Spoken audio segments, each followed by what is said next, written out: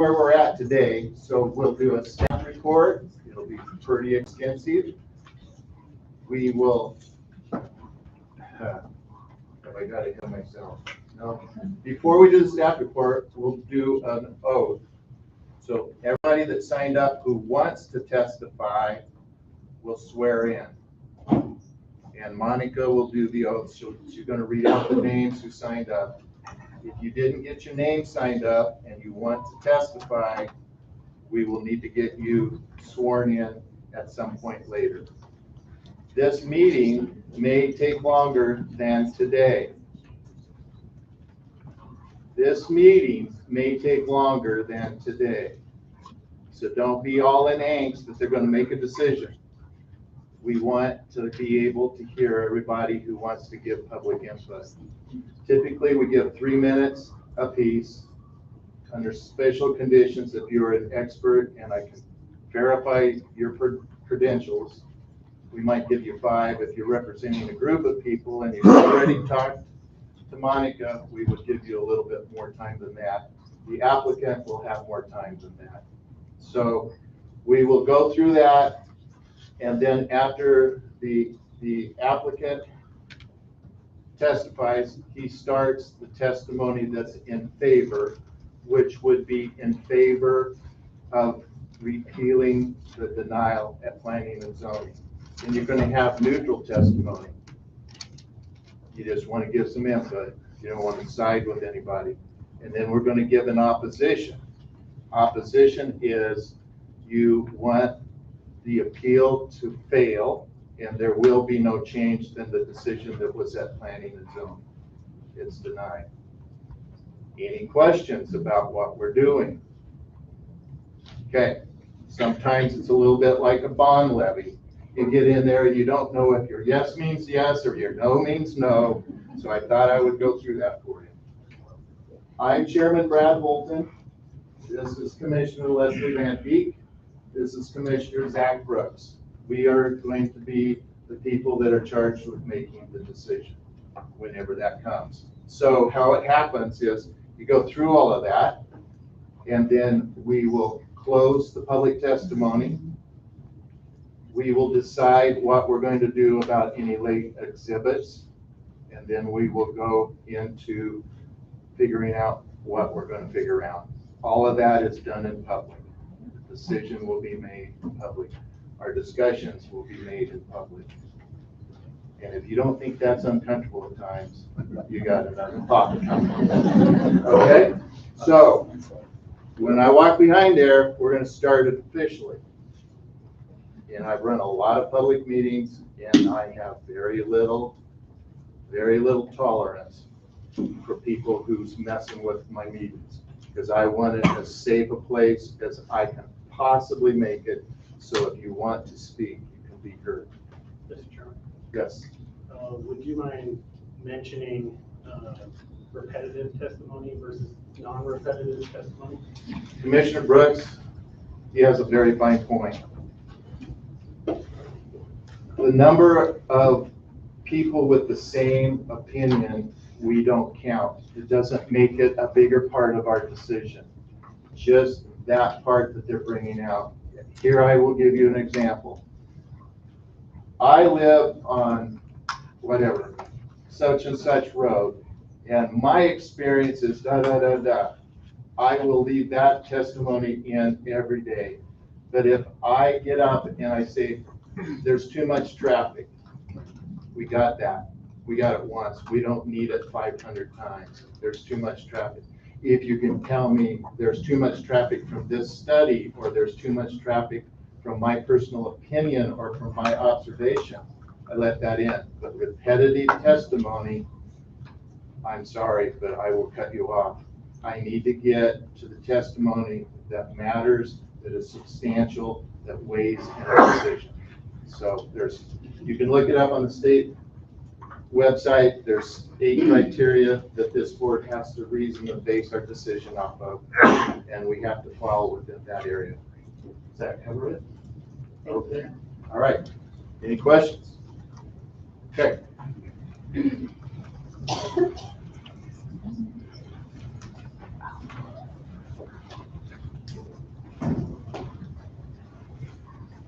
Am I usually this intense? I've been told that I am, so don't worry about it. Okay?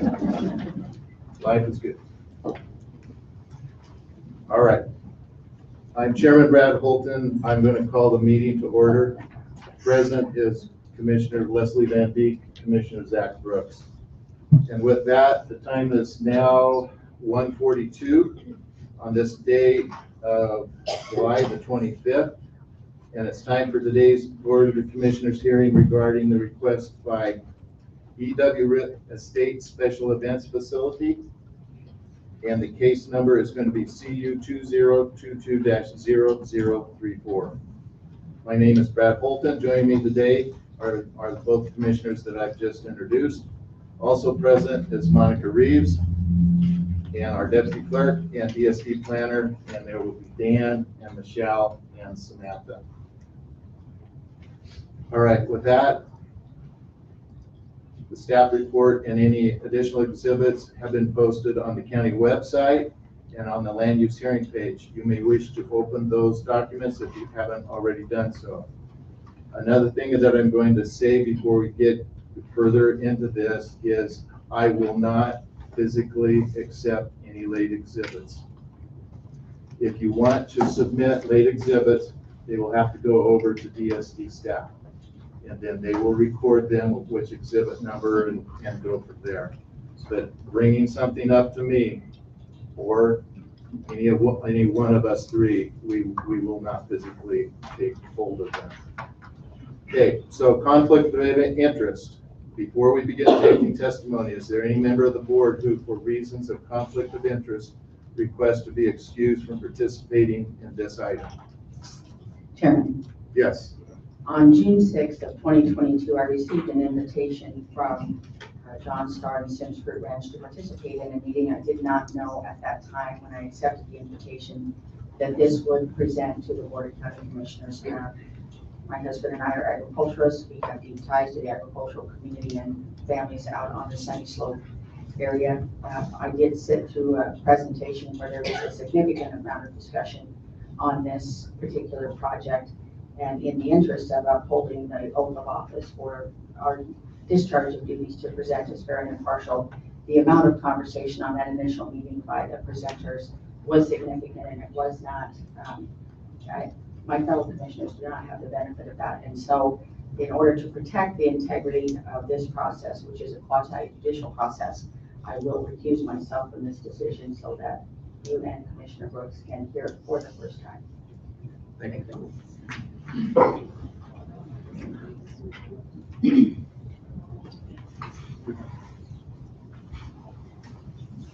So I'm going to declare that I have no conflicts of interest. Commissioner Brooks? Mr. Chairman, I do not have any conflicts. Okay. Are there any declarations pertaining to this request of meetings, such as site reviews or conversations outside of the hearing? I have none. I have none. Okay. Thank you. Okay, testimony guidelines. As chairman of the board, I will maintain order by restricting inappropriate discussion or disorderly conduct. At this time, I will explain to you the procedures we must follow under Canyon County Code of Ordinance 070503 regarding testimony guidelines. The applicant who requested the hearing or their representative will testify first, since the applicant has the burden of proof. Testimony will then be given from those in favor of the applicant, followed by the witnesses who have signed to testify as neutral, and then those in opposition. The applicant or their representative will be allowed 10 minutes for their presentation. If a spokesman for the opposition has been designated prior to the hearing beginning, they will also be given 10 minutes for their presentation. The board may make exceptions to the time requirements for expert witnesses, unique and unusual circumstances, and/or complex issues. All other individuals testifying will be allowed 3 minutes of non-repetitive testimony. If a person speaks before you that you agree with, please state their name and that you agree with their testimony. Then testimony in opposition is concluded. The applicant will be permitted 5 minutes for rebuttal testimony. If you refer to an exhibit or a computer projection, use specific verbal descriptions such as an exit exhibit number, location, or direction, so a transcript can be made for review if necessary. All right, we're to the part of oath of affirmation. Jan Lister, Michelle Barron, Samantha Hand, Sabrina Minshaw, Todd Lakey, Jolyn Thompson, James Mertz, Dar Sims, Scott Gibson, Jacob Cragen, John Starr, Liz Dodson, Bill Harshman, Mary Sims, Brianna Allen, Drew Allen, Bill LeClaire, James Niederend, Greg Alger, Hy Longworth, Herbert Longworth, Leanne Ferguson, Mandy Williams, Susan Park, Patricia Ann Lodge, Stephen Bear, Mike Gable, Jay Warple, Daniel Bear,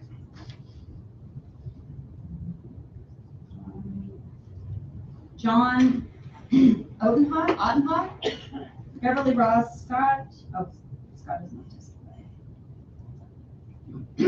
Linda Ross, Colleen Shaw, Bernard Stolp, Jim Hibbard, Penny Ulmer, Steve Ulmer, John, who doesn't want to testify, Eldon Betts, Irma No, Barbara Pugsley, Kay Davenport, John Kernkamp, Madeline Hall, Lynette Enrico, Margie Robinson, Ann Delgado, Amy Bittner, Kim Johnson, Emerson Miller, Jerry Smith, Mary Confer, Paul Panther, Fred Confer, Jim Stryker, Mary Adams, Daryl Ford, Jamie Meade, Connie Ubaragua, Rita Miller, Jennifer Carmen,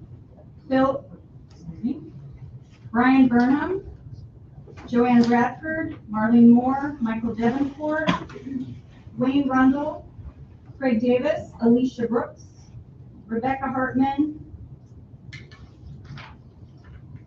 Laura Jean Rispens, David Delahas, Greg Dunlap, Chris Crookham, Judy Leathers, William Albert, MJ Danny Trevitt, Mark Wendelsdorf, Nancy Tiffany, Julie Rundle, Tara Bailey, Chris Tile, Ann Ledford, Marianne lives at 7393 Trap Shoot. Yes. What's your last name, Marianne? Reddick Beavis. Thank you.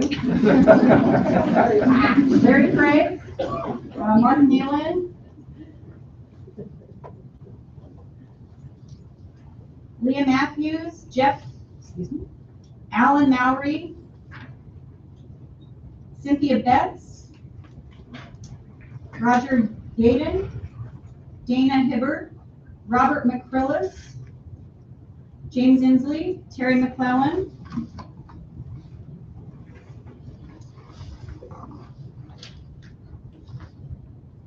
I think that's it. Did anybody sign in that she hasn't read your name? Mr. Chairman? Yes. I represent the applicant and my name is not on there, Deborah Nelson. Okay, have Deborah Nelson, please. Thank you. Thank you. And Deborah Nelson. Do you swear or affirm I'm sorry, what? And Devin. Devin Krasowski. Do you swear or affirm the testimony you give will be the truth, the whole truth, nothing but the truth? So help you God? All right.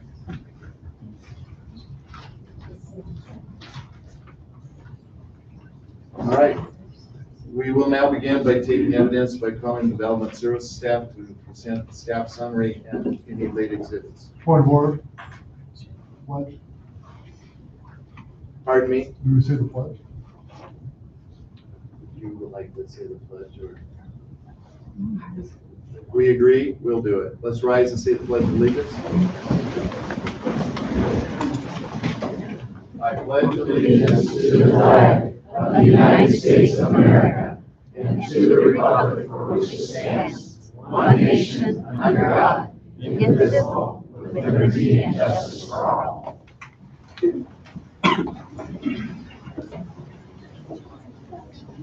Thank you. Welcome, point of order. Right, Jill? Okay, before we do that, can I ask everybody to silence their cell phones? I'm not sure if we got to that, We did and not. I heard a couple go off already, so.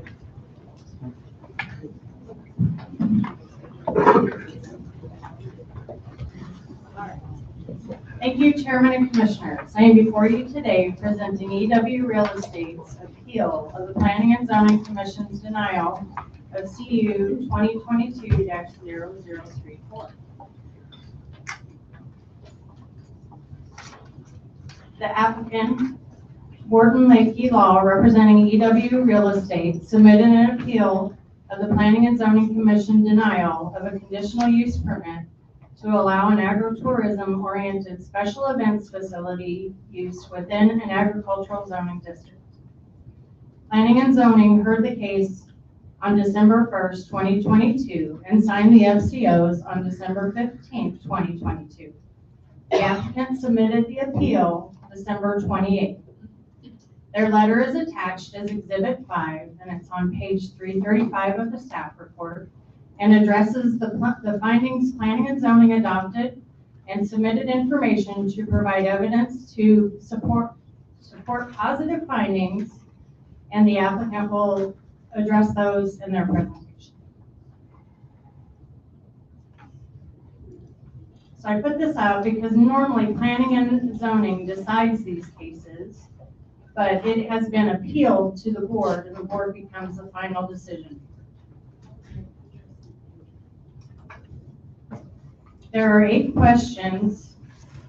Decision makers must find adequate evidence to answer those questions in order to approve a conditional use permit. These 8 questions can be found in the Canyon County Zoning Ordinance, Section 775. Conditional use permits may have special conditions attached to them. Planning and Zoning Commissions approve or deny conditional use permits. They don't recommend like most land use decisions. Because this case has been appealed, the board is now the final decision-making authority. Since it is an appeal, the staff report, recommended findings, and presentation focus on these 3 areas and/or agency public comments as we did our due diligence to prepare the most thorough information for the board.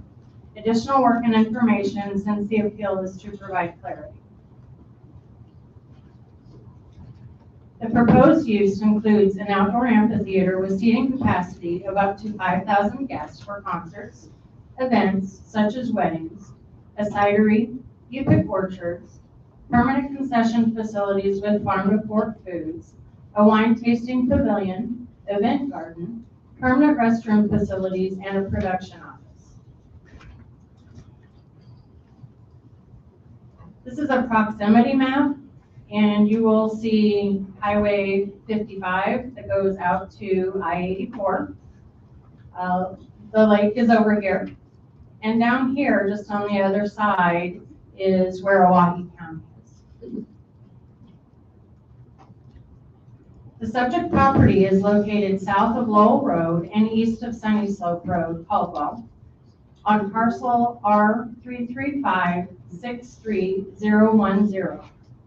The land division that created this parcel did not occur in accordance with Canyon County Zoning Ordinance Section 7-1801. Therefore, the applicant will need to complete an after-the-fact administrative land division with a property boundary adjustment, which has been added as a condition of approval. This slide is showing the updated site plan provided by the applicant. The location of the access on the east border of the property was moved to comply with the comments from Canyon Highway District Number 4. This is on page 357 of the staff report packet, Exhibit 5.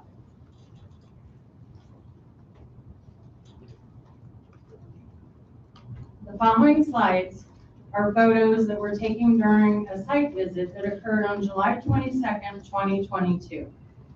Image 1 is the eastern boundary looking northwest. Image 2 is the eastern boundary looking northeast. Image 3, the eastern boundary looking east. Image 4, the eastern boundary looking south. Image 5 is the southeastern corner looking west. Image 6 is the southeastern corner looking north-northwest. Image 7 is the southeastern boundary looking southwest. Image 8 is the southeastern boundary looking west. Image 9, the southern boundary looking northwest. Image 10 is the southern boundary looking east. Image 11 is the southern boundary looking west. And image 12, the western boundary of the neighboring parcel across Highway 55 looking east at the subject property. The next few slides will focus on topics related to findings that planning and zoning did not find in the affirmative. Sorry, that should not be on that slide. Move slides around. Okay, this is the subject property is designated as agricultural on the future land use map of the 2020 comprehensive plan. I will make a note here that their application was submitted under the 2020 comprehensive plan, not the 2030 that we currently have in place. The proposed use aligns with 8 goals and 16 policies in the 2020 comprehensive plan and does not align with 2 goals and 4 policies. The proposed use generally conforms with the 2020 Canyon County comprehensive plan. Chapter 4 in the Canyon County Comprehensive Plan from 2020, under Economic Development, states the county should actively promote tourism assets such as wineries, county fairs, outside recreation, and annual events like the Caldwell Night Rodeo. The county should work to actively recruit new business that supports tourism requirements. Application indicates, and I'm sure the applicant in their presentation will speak to, how the application is related to and supports agritourism. The subject parcel is zoned agricultural. The immediate surrounding area is characterized by agricultural uses such as vineyards, orchards, row crops, producer operations, tasting rooms, U-pick operations, aerial application operations, and sporadic residential. The site is not located in an area of city impact. On this image, there are some subdivisions shown. They were done pre-1979, which was prior to our zoning ordinance going into effect.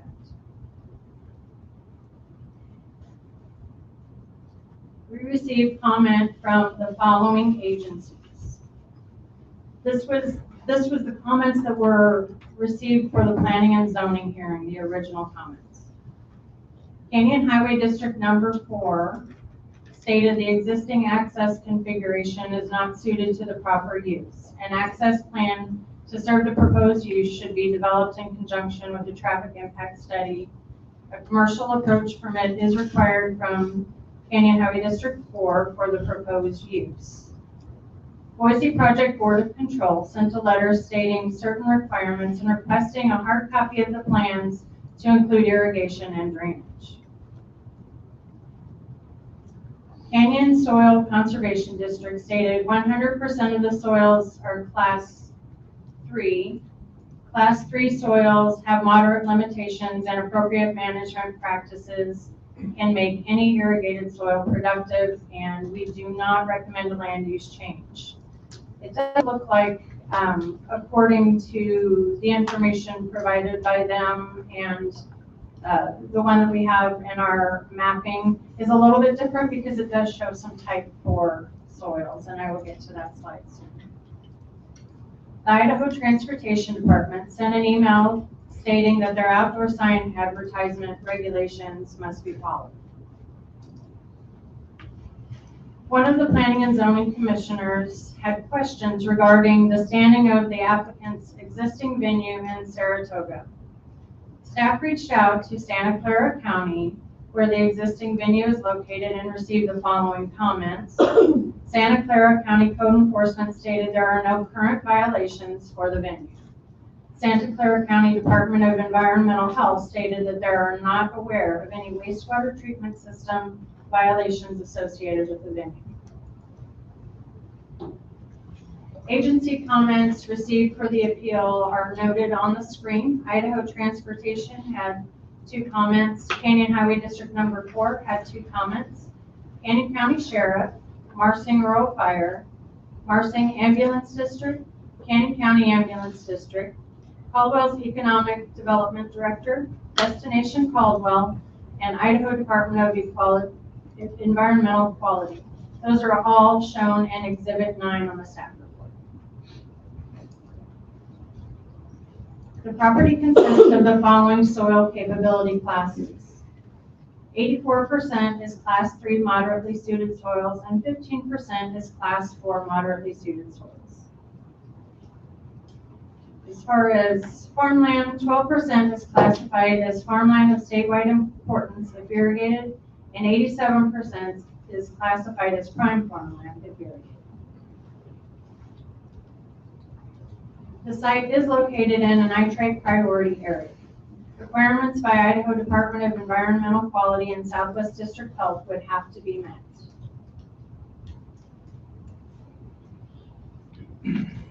The applicant is proposing a centralized water system located on an adjacent parcel and installation of an engineered wastewater treatment facility on a different adjacent parcel. The property is not located within the area of city impact and is not located near city services. Conditions are proposed by staff to require potable water supply and wastewater disposal to be provided by systems approved by Department of Environmental Quality and Southwest District Health, and for approvals to be provided to the county before the use is commenced. Our county engineer spoke with Dan Smith at Department of Environmental Quality, who provided additional information regarding DEQ approval process for water and wastewater. DEQ will require the system to go through proper approvals demonstrating adequacy of the system for the new use. This will include obtaining evidence of an agreement to use the system if it is on another parcel or under different ownership. Adequate subsurface wastewater disposal will likely need to be a large soil absorption system. Site-specific conditions and details will have to be considered by DEQ as the system is planned and designed. Based on the conceptual site plan, access to the special events facility is proposed on Lowell Road and Highway 55 as shown on this image. Lowell Road is designated as a minor arterial and is maintained by Canyon Highway District Number 4. Highway 55 Sunnyslope Road is designated as a principal arterial and is maintained by Idaho Transportation Department.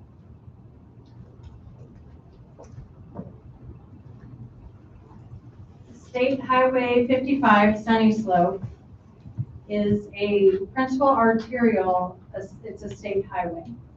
Chicken Dinner Road is a collector, and the rest are primarily local classifications in the area. Per ITD, information on the corridor improvements is found in attachment 2. Only funded from Farmway to Middleton, construction anticipated to begin in summer of 2024 with intersection work. There was a recent open house on this project. Farmway to Pear is unfunded, although scoping and design may begin next year, funding determined. An updated traffic impact study was conducted after Planning and Zoning Commission to address additional information needed by ITD and Canyon Highway District 4. Both agencies were given time to review the updated traffic impact study and provided to Canyon County required traffic mitigations for the proposed use. Those can be found in Exhibit 9, Attachments 1 and 2. There is a caveat for ITD. With number of days, events planned, impact of direct traffic does not meet any of the criteria for requiring mitigation except the ones listed. Development Services invited the applicant and emergency service agencies to a meeting to get a better understanding of the project and potential impacts and mitigation. 4 agencies provided comments with some concerns and proposed mitigation. These letters can be found in Exhibit 9, Attachments 3, 4, 5, and 6. Primary topics addressed are traffic safety, response times, and operation plan. 17 comments were received in advance of the Planning and Zoning hearing on December 1st, 2022. 20 people testified at the Planning and Zoning hearing. For appeal, there were 316 comments received by the deadline of July 6th. Comments were received both in favor and in opposition. Topics primarily involve economic impact of proposed agritourism and supportive nature of project for wineries, compatibility with existing uses, traffic concerns, emergency services response, noise, and preservation of land for agricultural production. Comments prior to and at the Planning and Zoning hearing can be found on pages 267 through 292 in the staff report. Comments related to the appeal received by deadline can be found on pages 1,209 to 1,604 in the staff report. As a reminder, the Planning and Zoning Commission and you, as the board, have these findings that have to be answered in the affirmative to approve the conditional use permit. And also bringing us back to the areas that the Planning and Zoning Commission could not find in the affirmative.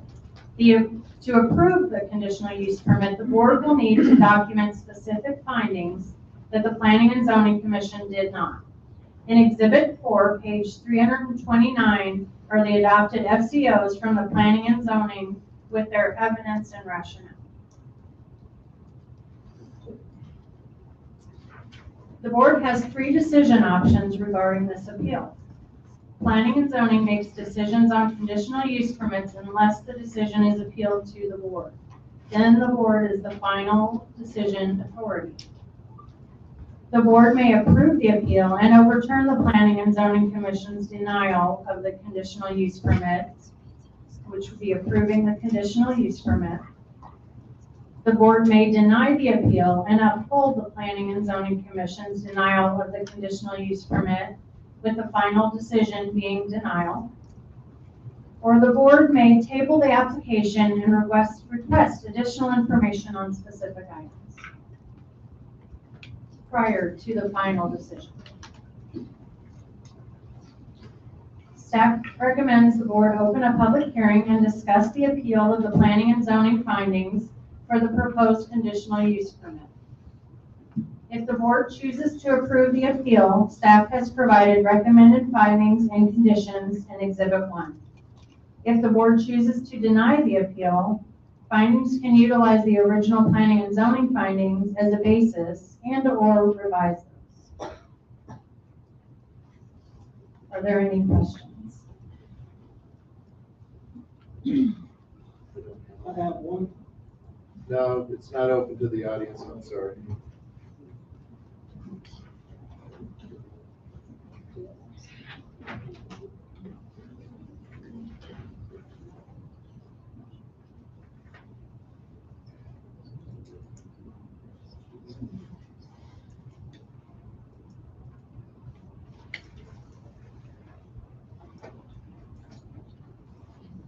Mr. Chairman, I don't have any questions at this time. Nor do I. So let's move on. So the applicant can come forward and make their presentation.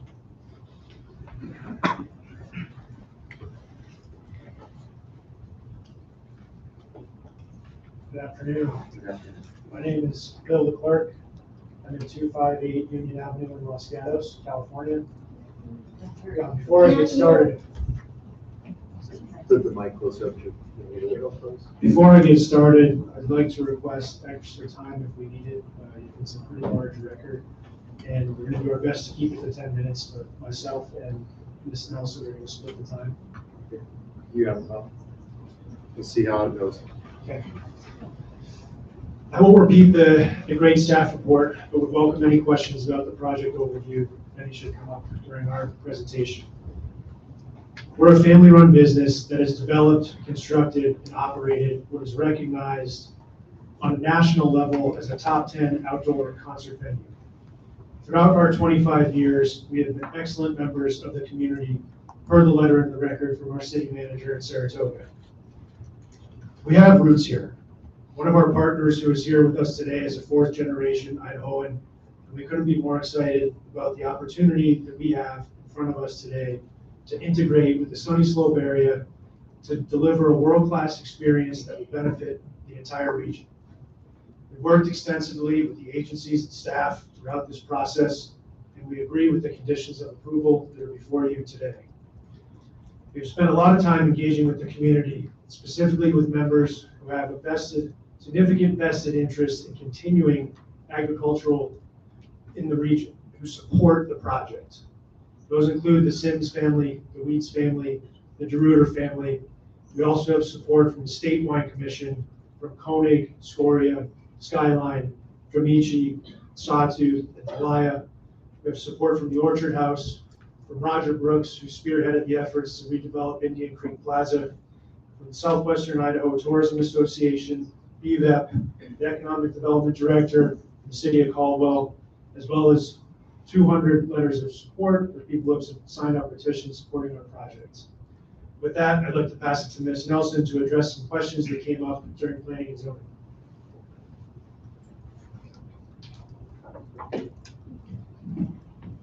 Good afternoon, Mr. Chairman, Commissioners. My name is Deborah Nelson. My address is 601 West Bannock Street in Boise. I'm a land use attorney with Gibbons Pursley, and I'm here representing the applicant today.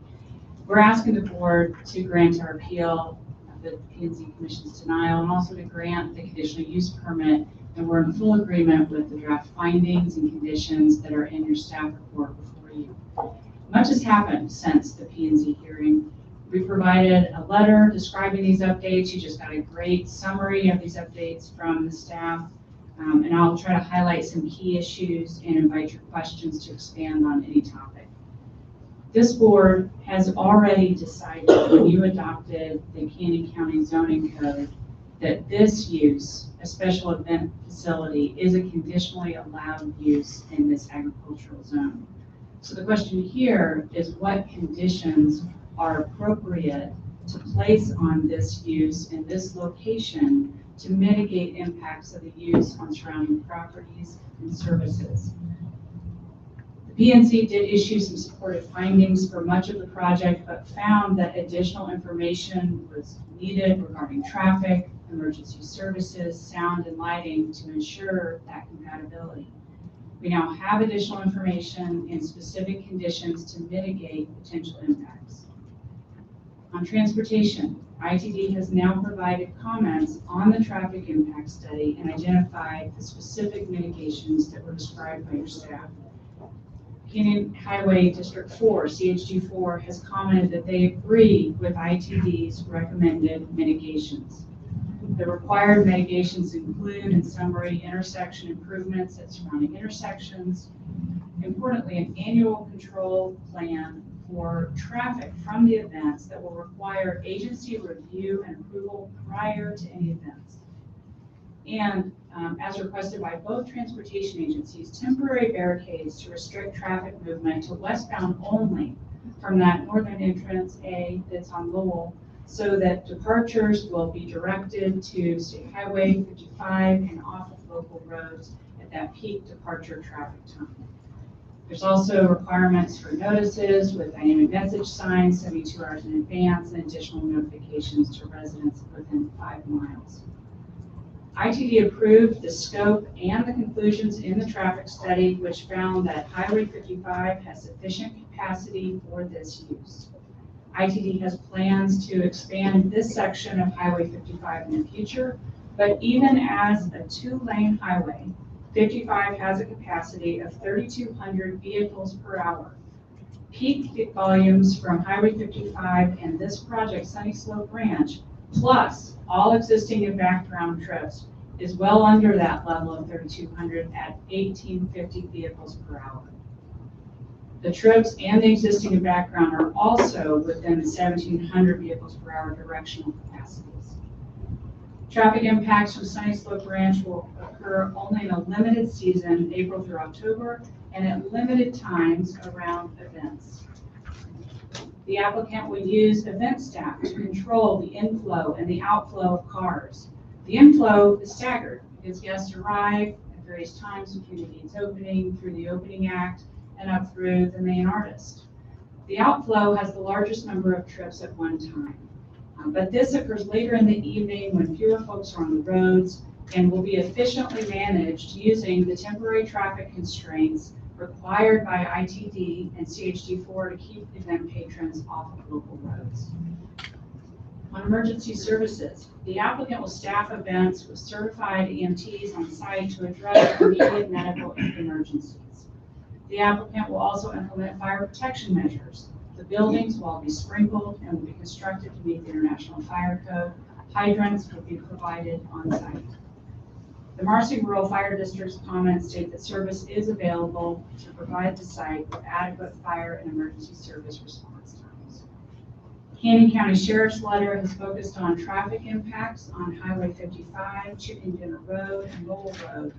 But the approved TIS has confirmed that Highway 55 can handle that expected vehicle volume, even at the peaks, and applicant will follow the conditions of ITD and CHD4 to use those temporary barricades to protect Chicken Dinner and Lowell roads.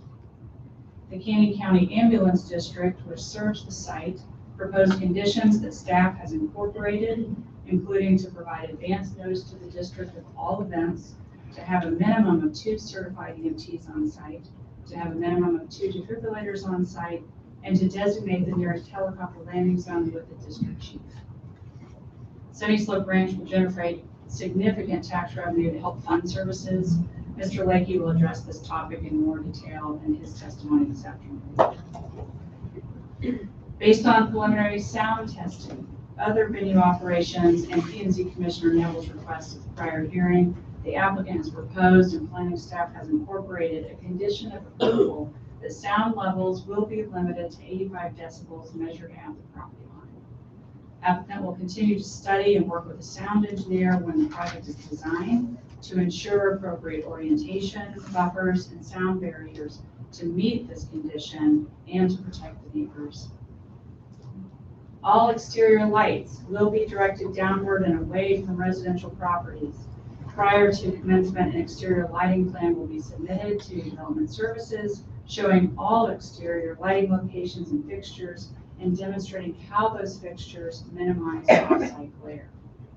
Lighting needs are limited for this use because the event season falls during the warmer months with longer daylight hours. When there are not events, lighting will be minimal and used only to ensure property safety and security. The Sunnyslope Ranch site itself also mitigates sound and lighting impacts to ensure compatibility with the surrounding properties. The site is large with significant buffers to other properties. It is bordered on 3 sides by the Sims Fruit Orchard properties and the Reuter property, who all support the application. Highway 55 creates additional buffering and adds some background ambient sound. The closest residence to the south is approximately 400 feet from the proposed stage. But most importantly, the site is designed to orient the stage and the amplified sound and lighting away from the residential properties on the south. The P&Z Commission found that Sunnyslope Ranch is consistent with the comprehensive plan, as your staff has described. It supports policies that encourage tourism expansion and development, a diverse business sector, and agriculture and non-agricultural uses in the same area. Sunnyslope Ranch will support existing ag uses and businesses in the area by providing a venue for retail sales of ag products and by attracting visitors to an area that will spend money at area restaurants, wineries, and stores. Sunnyslope Ranch will direct tax benefits to the county and also help increase the property values of local wineries and businesses, growing the property and sales tax base for the community. For all of these reasons, we ask the board to grant the appeal and approve the conditional use permit for Sunnyslope Ranch. Thank you for your consideration, and the entire applicant team is available to answer your questions. Thank you. Thank you.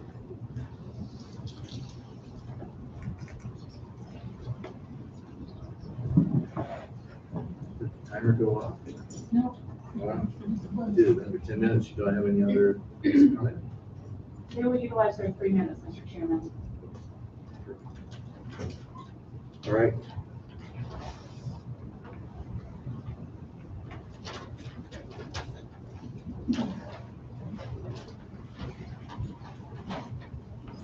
Todd Lakey.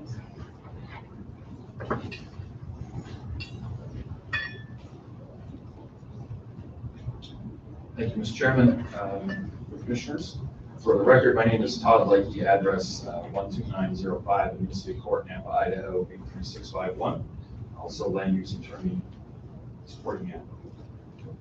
Commissioners, I want to emphasize just a couple of items when it comes to the fiscal benefit and then economic development benefits from this project. I think as was mentioned, this is marginal farm ground. And that was part of the reason the Sims selected this particular site. It was a piece that provided marginal benefit to their agricultural operations. They also, as was stated, selected the site because it produced the benefits and the buffering that's provided based on this location. But we're taking a low contributing piece of ground and turning it into a substantial economic contributor to local government entities in the form of tax revenue and a substantial economic contributor to local business. And with that comes increased tax revenue from those local businesses and also adds business income to those businesses that will benefit. Commissioners, the current assessed value for the property based on the assessor's valuation is $307,000. And if you look at the levy rate for Canyon County entities, and you multiply that, that comes out to about $1,867 in tax revenue for Canyon County entities. The estimated value of this facility to build out is $25 million. And you take that same levy rate for Canyon County entities, and that generates $126,165 in tax revenue for Canyon County entities. So that's almost 70 times the tax revenue currently generated by this piece of property. You add to that gross sales in year one are estimated at $30 million. So multiply that times 6 cents sales tax. And that comes to $1.8 million that goes into the local government revenue sharing formula for all local governments in Canyon County. And then you add to that, Commissioners, the multiplier effect on top of just the tax benefits that come from this particular site.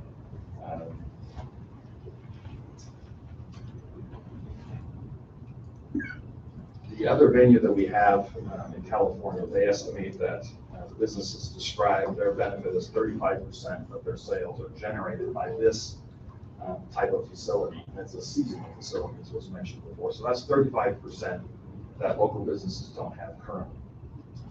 It will provide more revenue to agritourism businesses like the local wineries, the Ag Venture Tour, the fruit stands, other participants. There will be additional revenue to local businesses in the immediate area. That's the immediate area surrounding this facility, but also Nampa and Caldwell for those that are coming here. That's retail stores, hotels, restaurants, gas stations, et cetera, et cetera. With that additional revenue, these private businesses, that means they're more likely to expand. They'll increase their sales. All those things generate additional property tax revenue and sales tax revenue for the county. So Commissioners, I'm essentially at the end of my comments. I have answer any questions you have. Questions? Thank you.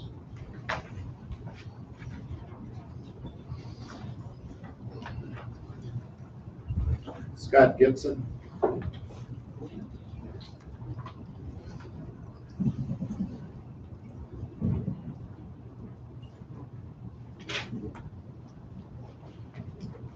State your name and address, please. Scott Gibson, 15661 Moonstruck Drive, Caldwell, Idaho. I was hoping I'd be late, and my testimony would be repetitive, but apparently. I am here to express my support of the proposed venue that is being considered here. Caldwell and Nampa are seeing a resurgence in their urban environments. New retail, restaurants, and entertainment opportunities have come to these communities. And in no small part, I believe much of this is tied to the growing reputation and expanding customer base of the many wineries that have chosen to make Sunnyslope region their home. The work done in Caldwell to develop Indian Creek Plaza included a new vision for our downtown that celebrates and enhances the agricultural heritage of the region. Farm to fork dining, targeted agritourism efforts, recruitment of businesses and restaurants who reinforce that vision, and most importantly, renewed optimism in the community has been the result. Those efforts have been more successful than many of us had dreamed possible. With this proposed project, Kenyon County has an opportunity to further enhance the efforts being undertaken by the communities, as well as the entrepreneurs that have come to this region. A concert venue that partners with local farms, vineyards, wineries, breweries, and cideries can make this region a destination that is unrivaled in Idaho. A little nervous here in front of all these people. Here we have an opportunity to accomplish all of this with landowners who have the deepest of ties to this region, in partnership with a developer possessing a vision and a proven track record of success in making this sort of destination a reality. For more than 100 years, the Sims family has been one of the primary caretakers of this region and one of the main reasons that the wine industry exists in the Sunnyslope region at all. They believe in this future, and so do I. I am sympathetic to the concerns that will be expressed here today. Those concerns are not without merit. Difficulties will arise with change, they always do. However, many of the same concerns were expressed time and again as Caldwell undertook a historic effort to transform its downtown and see a vision for a new future through to completion. I hope that the county chooses to approve this project and in much the same way, help the Sunnyslope region, the surrounding communities, and Kenyon County to a new and prosperous future. Hopefully that's repetitive for someone else. Take one for the team. Take Thank one you. for the team. Thank you. Jocelyn Thompson.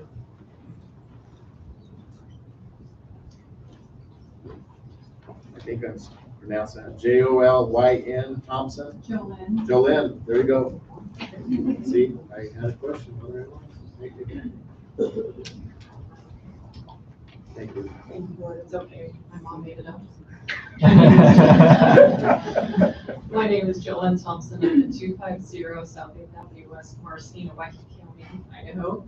And I realize that a Waukee County residents, you're really not technically concerning for you guys, but we are symbiotic. We're the closest infrastructure to the facility. I did testify at the Planning and Zoning Committee.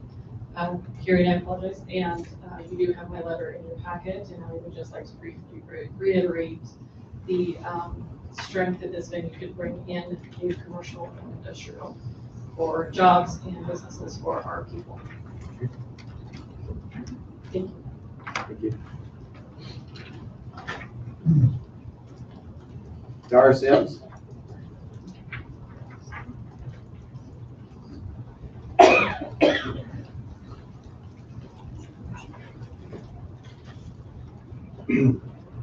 I'm Dar Sims, 19333 Lowell Road, Buffalo. I'm here just really to answer any question you might have on specifics of the water system. Simsford Ranch will be providing the potable water, which Simsford Ranch currently has a potable water, public drinking water system. That pipe crosses the property that they purchased. Irrigation water, we put a new line in that's attached to a 500,000 gallon pond, go across their property, irrigates their property and part of Citrus Ranch property. And then the wastewater system is not put in yet, but we plan on putting that in part of our property west of, on the other side of the highway. And we're prepared to do that. So if you have any questions, that's all I have. Do you know what type of system that water treatment will be? Have you got that far with the engineers? We've discussed with engineers, and we're gonna talk about a processing facility with the overflow drain field. It's mainly gonna be a processing facility, turn that water back into irrigation quality water, and that'll be pumped to that 500,000 gallon pond that I discussed for irrigation. Does the water system have fire flow, or are you using fire flow in a different type of water? Well, two things. On the irrigation system, it'll be a pump, the 500,000 gallon pond will be about 50 pounds of pressure on their property. The potable water system is fed by a 300 gallon minute well that has a 40,000 gallon tank. It'll provide about 80 pounds of pressure to the facility. We're going to give them pipes and meter the water to their property. They're going to take care of how they want to take care of the fire. That's what we will have available for them to use.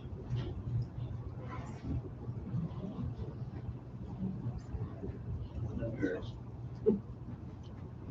Anything else? How do you see that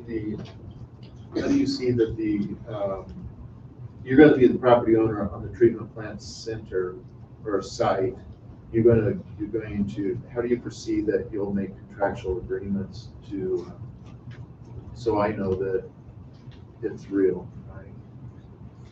Well, how do you see that going? I obviously you don't have the documents, but how do you foresee well, that? number one, I'm not sure if is it okay to talk about the contract we have?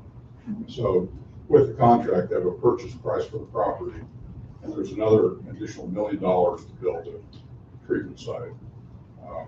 So anyway, we're planning on using that as well as when they've assured me that if it can cost more than that, we'll do that. But anyway, and then anyway, that's the plan. That's part of the contract. Okay. All right. Thank you. Thanks, sir. Mr. Chairman, is there any more volume at all? We're just missing everything back there. My fellow commissioners, that better when I speak there? Yeah. All right. All right, don't throw tomatoes or anything up you like that. Right. Okay. And is there anybody in here that's having hearing problems? We have a couple portable headsets, if there is. Does anybody want to try that? If you do, come up, we'll get you one. Okay. Jacob, is it Craig? Reagan. Reagan. That looks like an H instead of an N. All right. Thanks, Jacob. Yes, I'm Jacob Reagan. I listed the farm's address as 14707 Surrey Lane. My personal address is 13656 Trusham Street, Caldwell, Idaho. Okay. So I am the grower at Sawtooth and Skyline Vineyards. We're the largest vineyard in the state of Idaho. We sell to the majority of the wineries in Southwest Idaho. We are in support of this project. We see it as a net benefit and a trip down benefits for ag tourism, farm stands, but it's primarily wineries. This brings a lot of people out to the Sunnyslope area. If you talk to the Sunnyslope Wine Trail folks, they often express there's something they did in Boise State, where a lot of people say just even Boise had never even heard of Sunnyslope. So this brings a lot of people out to that area and makes them aware of our wine region. And so we just see as net benefit. They'll sell more wine, we can sell more grapes, and we can look to purchase more land and grow more grapes. So if you have any questions on that. Thank you. Thank you.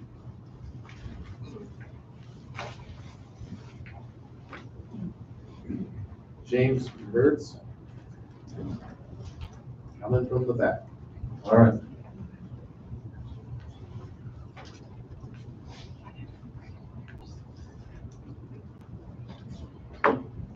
James, oh, there we go. Breaking goodbye. Put it on my tab. Yeah. James Mertz, 19786 Apricot Lane, Caldwell, Idaho.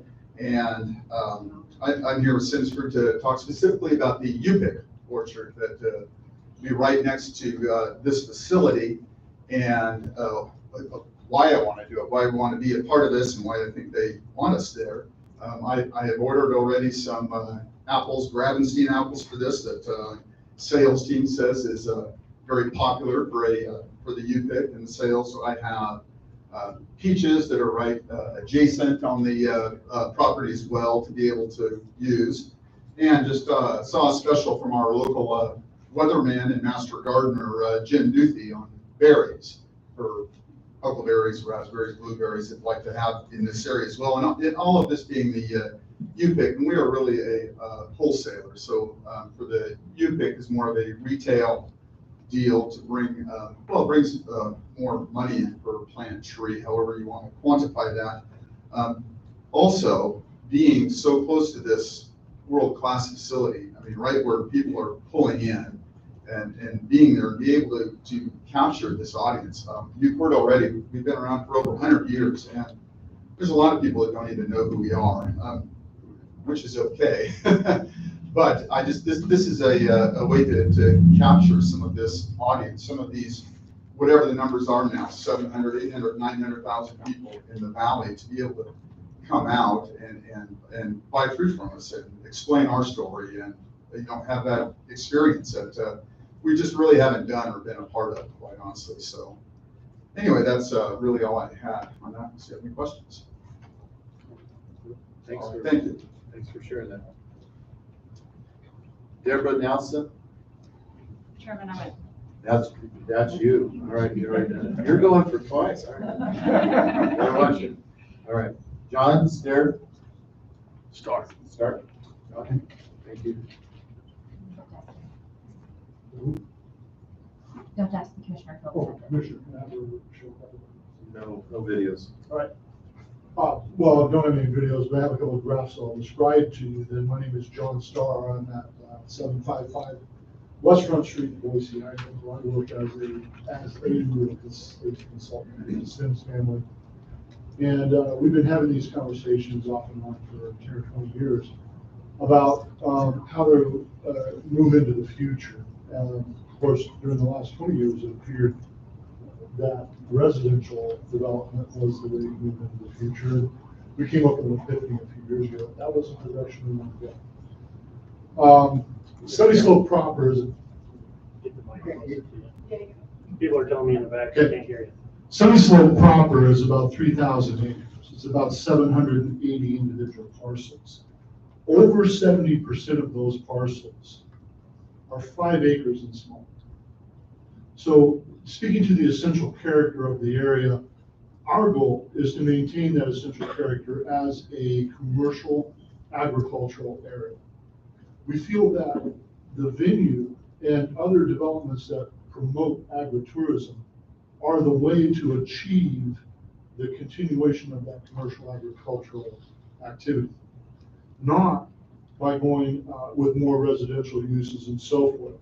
And while the activities that we want to take up on those commercial properties sometimes interfere with residential uses. I mean, people complain about normal agricultural activities on a regular basis.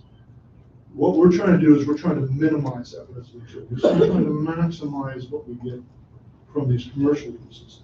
The Canyon County population today is 4 times what it was in 1970. So stopping that residential growth is really kind of one of the ongoing goals of these agritourism things. In a way, moving forward, we didn't realize in the late 70s when we were creating the St. Chappelle Winery that one of the things we're creating is agritourism. Wineries are a tourism activity. Continuing with that tourism activity is really the best way we feel to continue that agricultural activities. The essential character of the area seems like it's moving away from agriculture. And we want to just assure you guys that what we're focused on here is bringing it back to and anchoring it in agriculture with this use. I stand for questions. Interesting statistics, thank you. Thank you.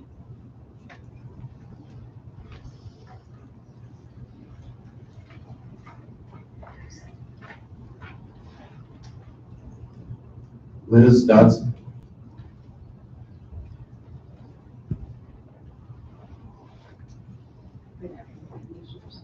My name is Elizabeth Dodson. Can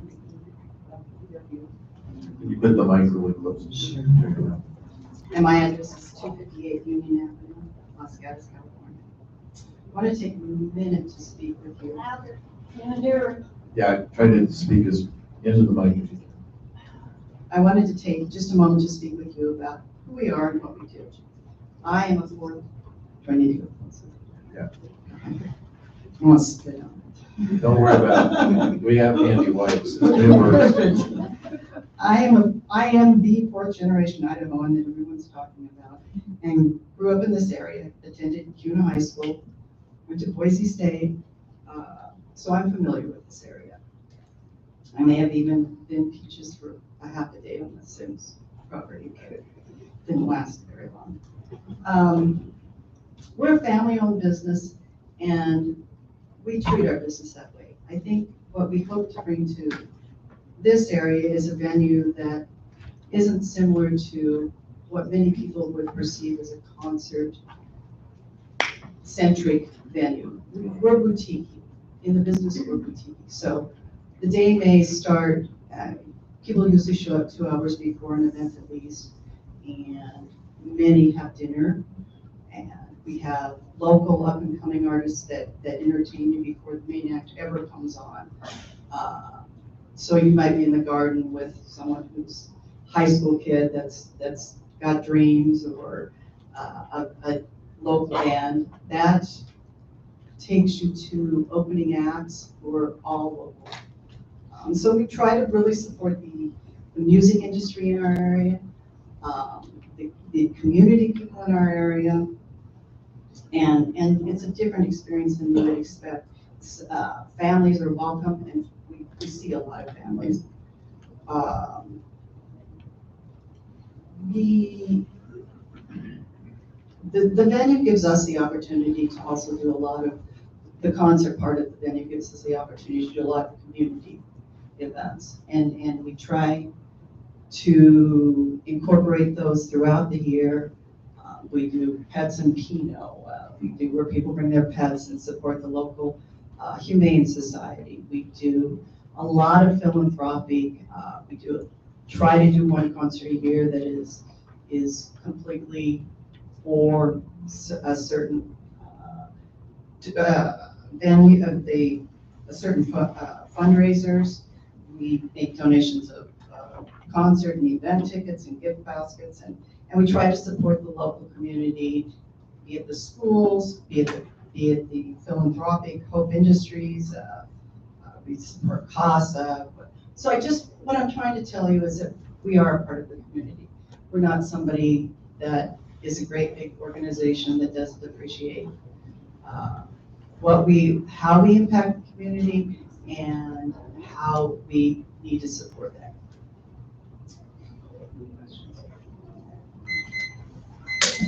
Wow, that's really good timing. All right. Yeah, you can scoot it. There you go. Bill Hirschman.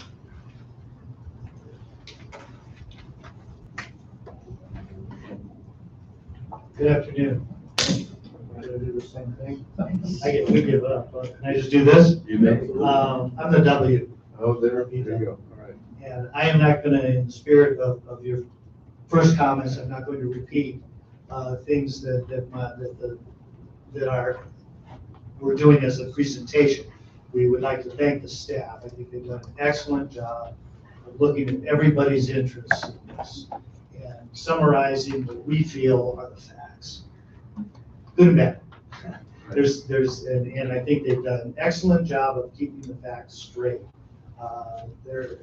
During the planning commission process, there was frankly some information that needed to be added, and that's why you're seeing. We didn't have a traffic study that was 100% complete at that time. So there's been some information that's been presented. You'll hear about that. Hopefully you have some questions related to that. The only other thing that I want to offer up is here to show my commitment as well to the community, but also to answer any operational questions. I'm the guy that spent the last 25 years of my life dealing with our current venue, along with the E as well. But we would welcome, and you probably do have operational questions. I mean, that's kind of what lends itself to all the other issues that are raised in the negative sense, is how are you going to deal with these issues that can come up from time to time. After you hear some of that testimony, if you want to ask us back up, we welcome that opportunity. Sure. Thank you very much for your time.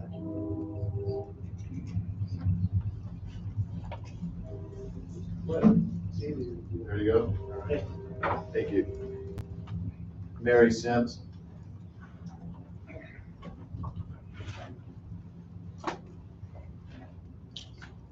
Hello, Commissioners. My name is Mary Sims Pollitt. I'm from 772 East Lava Falls in Meridian, Idaho. I have a perspective that's a little bit different. Yes, I've grown up here in Sunnyslope and spent lots of time out here, but I am a transportation expert. So I drive bus for a living. So I drive large motor coaches to events all over the country, like the March Madness, and then I've also driven school bus. So my idea that I came up with, that I started a business just this last fall, was to teach kids and people where their food comes from. So I've been working on launching that business, and I've called it Amazingly Made, because we are all amazingly made, as is our planet. And something like this lends right into what I think is needed from the thousands and thousands of people I've driven. They don't understand where their food comes from. They really don't understand the process. They don't understand what it takes to actually buy land, manage all of the things that go into it, as well as make seed that feeds the animals, that goes through all that, and then the transportation that occurs from the trucks to the dairy, to the cheese plant, to the distribution center, to the store. And then your person goes to the store and buys the food and brings it home, and it magically appears for you children in your refrigerator. And all of those parts are what I think is really important to try and educate people on. And if we can somehow do it by creating a great experience out in Sunnyslope where everybody gets to be a part of that, and we stop the roll of paving over every single farmland with houses, which is what I see all over this country everywhere I drive, then this would be a great thing for it. Obviously, I have my issues about it too, because I have property out there too. So, and if you have any questions about transportation, I can tell you lots about transportation. Being in big events in Seattle and all these places with thousands and thousands of cars, and it always seems to work out. I've got another driver with me, but surprisingly, it always seems to work out that the transportation ends up flowing, surprisingly. So I would ask this, what is your opinion about the change in traffic conditions between I-84 and once you're down in Sunnyslope? Is it significantly different? Has it not changed that much in 5 years? You're driving a coach, you're not driving a car. What does that feel like? So the biggest change that's occurred between I-84 and out in Marcy is that whole corridor up there where they've added all those houses. So all those houses up there between I-84 and the big turn that goes into Sunnyslope, that area is awful. It is not safe. People don't drive right out there. And all of that is because they're going to the houses right there. So I understand that the plan is to expand that road, and it should have been done when they made those turn lanes. That was not well planned.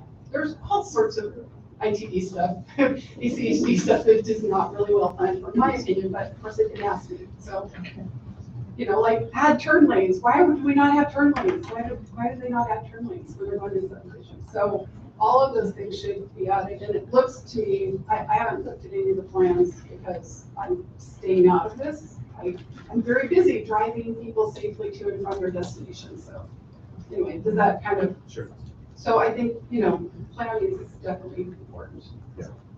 All right. Anything else? Thank you.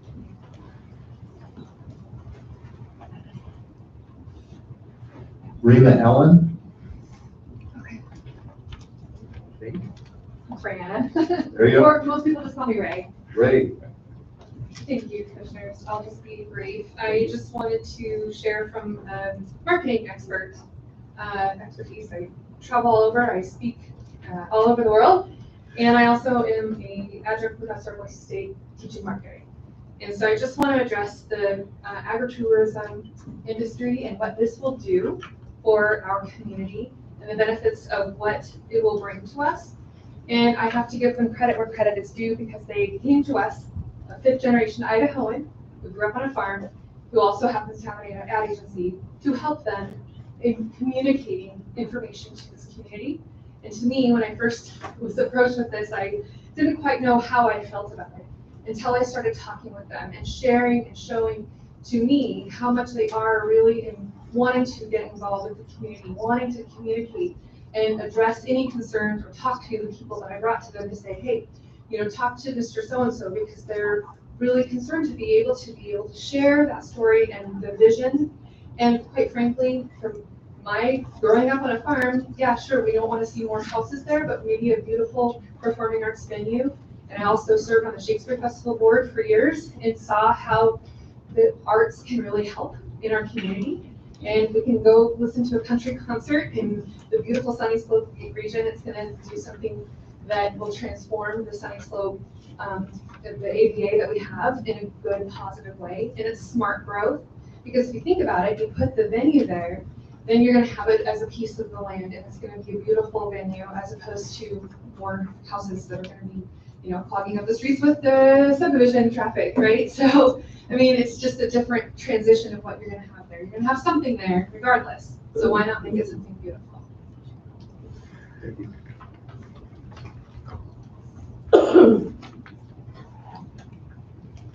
Drew Allen. I think what I would have to say would be repetitive. Okay. Thank you. Took all the best line. Bill, I don't know how to pronounce your last name. Oh, that's me. That's you, so you've already spoken. So you're trying to get in twice. Gotta watch these guys. Sydney Weeds. Idler? I didn't plan to speak. Don't need to speak? I didn't plan I haven't been home. Okay, all right, sorry. I didn't see that correctly. My fault. James? You do, right? I did. You're the voice. Boy, they put fear into her heart. I think you guys do. All right, I don't want to mean to be. All right. James, state your name and address, please. Yes, James Nettering of 12639 Walker Lake Road in Caldwell, Idaho. I represent Koenig Vineyards and Scoria Vineyards. My wife Sydney and I come from families who've been farming it for hundreds of years. Sydney's family, the Wheatses, have been farming here in Idaho for a century.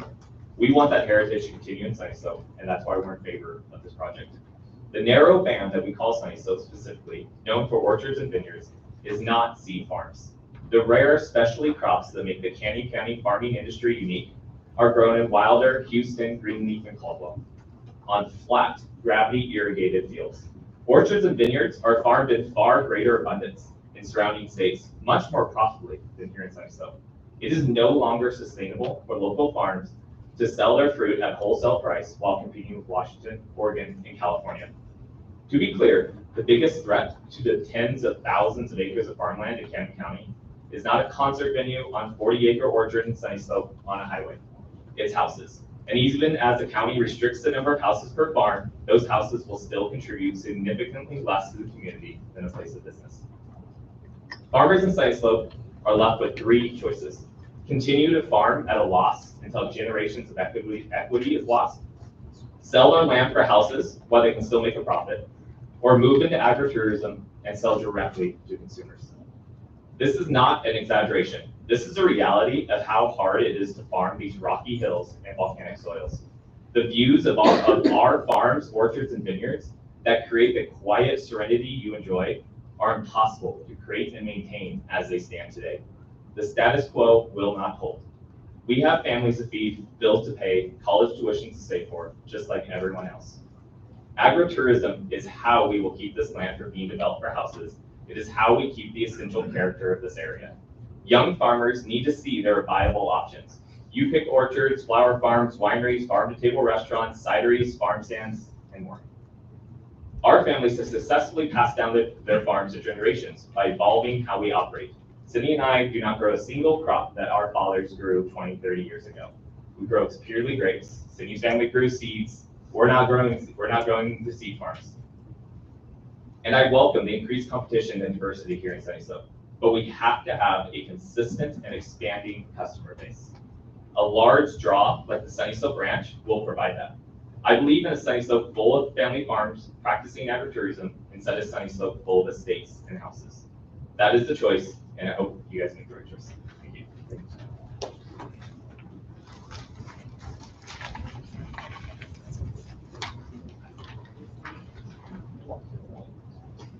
Did anybody else come in the room that wants to speak in favor? All right. Now we'll go through the neutral testimony. Greg Alger. Alger. Yep. Thank you. Sorry about that.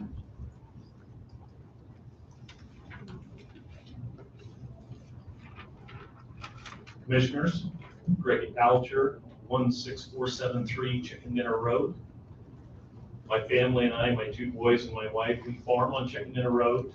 We're also make wine. We have a Chicken Dinner label and a Houston label. We're one of the largest wineries in the state of Idaho.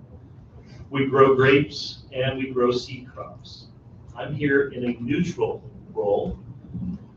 And the purpose for that is because this concept is exactly what we looked to do when we started with Roger Brooks in 2013. We brought a consultant into the community to say, what makes us unique in Southwest Idaho? And the concept that we developed and the community developed was an agritourism related concept. One of the things that we did is we identified clearly that the number one asset we have in this community is agriculture. And from that, if we leverage agriculture, leverage it to bring tourism to that agriculture, we ultimately can build an unbelievable experience for tourism and guests. They come, they eat in our restaurants, they stay in our hotels, they attend our music venues, and they go home. The other thing that was identified, unfortunately, in that plan was we have to do everything we can to fight to preserve the agriculture ground. 120 different ag crops are grown in this community in Canyon County. Fruit, seed crops, vegetables, and those crops are paramount for the continuation of the GMP for our county. And so, concept of this is absolutely beautiful. The concept of what it can do for our communities is right on page. The tie into our agriculture and our strength in our agriculture. The unfortunate thing is it needs to be placed in community services or within city limits to support this kind of a project. Hotels, restaurants, fuel services, concert venues, I don't see a place for them in agriculture, but they do. They are a huge aspect to what our community needs to continue to grow. Unfortunately, there's a verb or a noun, not totally sure which one it is, that's created some conflict in our communities. It's the little terminology called agritourism. And when we developed that terminology, wouldn't say it was our ideas, but as Scott alluded to earlier in his conversation, agritourism is a difficult word to get your arms around. And the one thing that we seem to come to conclusions with in putting the plan together was agritourism is about taking farms, agriculture crops that are grown on those farms, and building value and vertically integrating a brand that can be sold retail. And that's the job you as commissioners have to decipher. What is the meaning of agritourism? Thank you, commissioners. I wish you the best.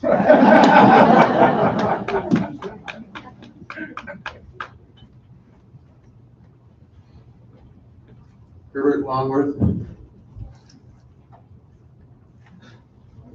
It doesn't show whether you want to testify or you don't. Yeah, I got testify for High Longworth. Okay, all right. I will testify. Yes. All right. Leave it on for me.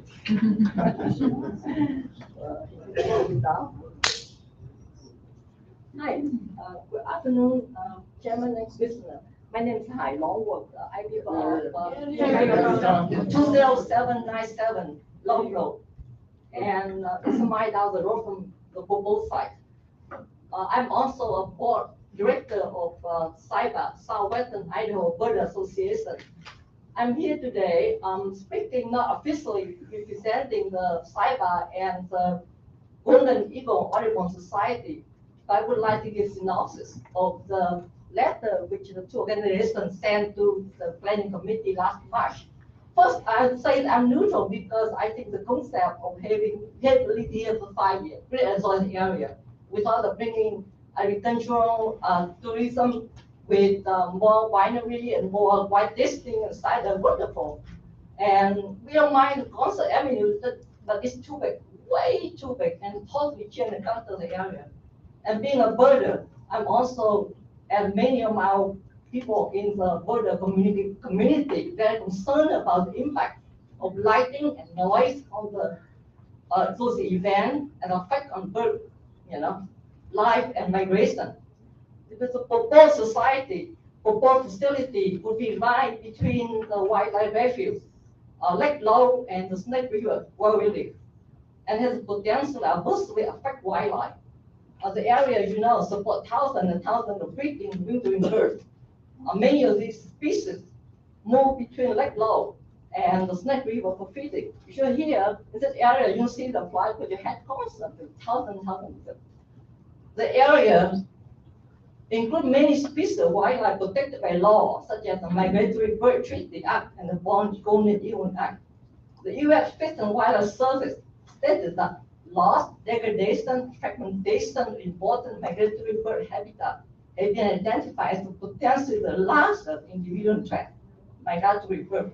The National Audubon Society officially designated Deerflat refuge as an important bird area and should be protected. Numerous studies, at least 30 of them were cited in the letter, demonstrate adverse impact of nighttime light on wildlife, changes in circadian, reproductive, social behavior, and bird migration.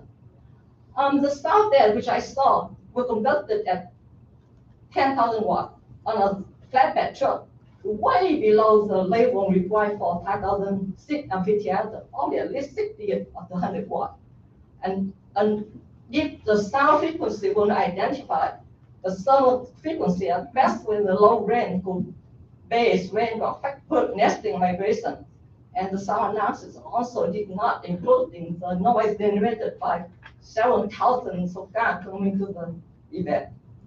The operation of the facility during critical spring and fall migration can have adverse impact.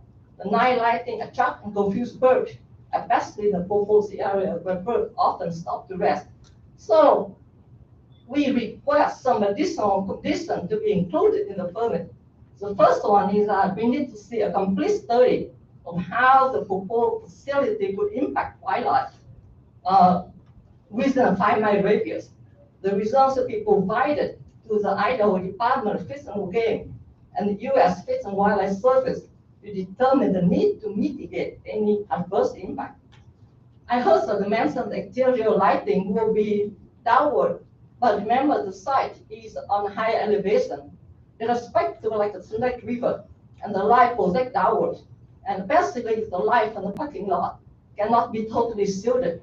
So we want to see the light thing proposal to be reviewed by experts to see whether it will affect migrating bird.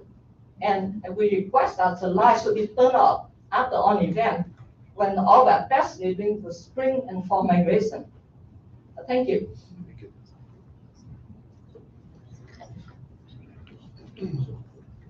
Oh, by the way, I would like to show the map. I forgot to show the map. The migratory location here, and you can see that Snake River, the location that is right on the migration path, Pacific Northwest Flyway, and smack right between. You can see that. Look from the sky. You can see.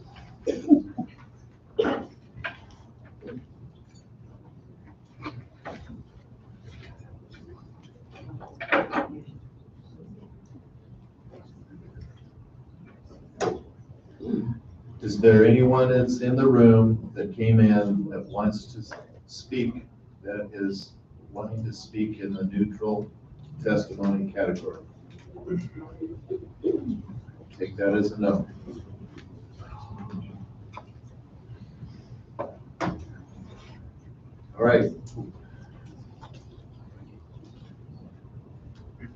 We'll start with the sign-up sheets that are in opposition, and we'll start with no particular order, right? Leanne Ferguson.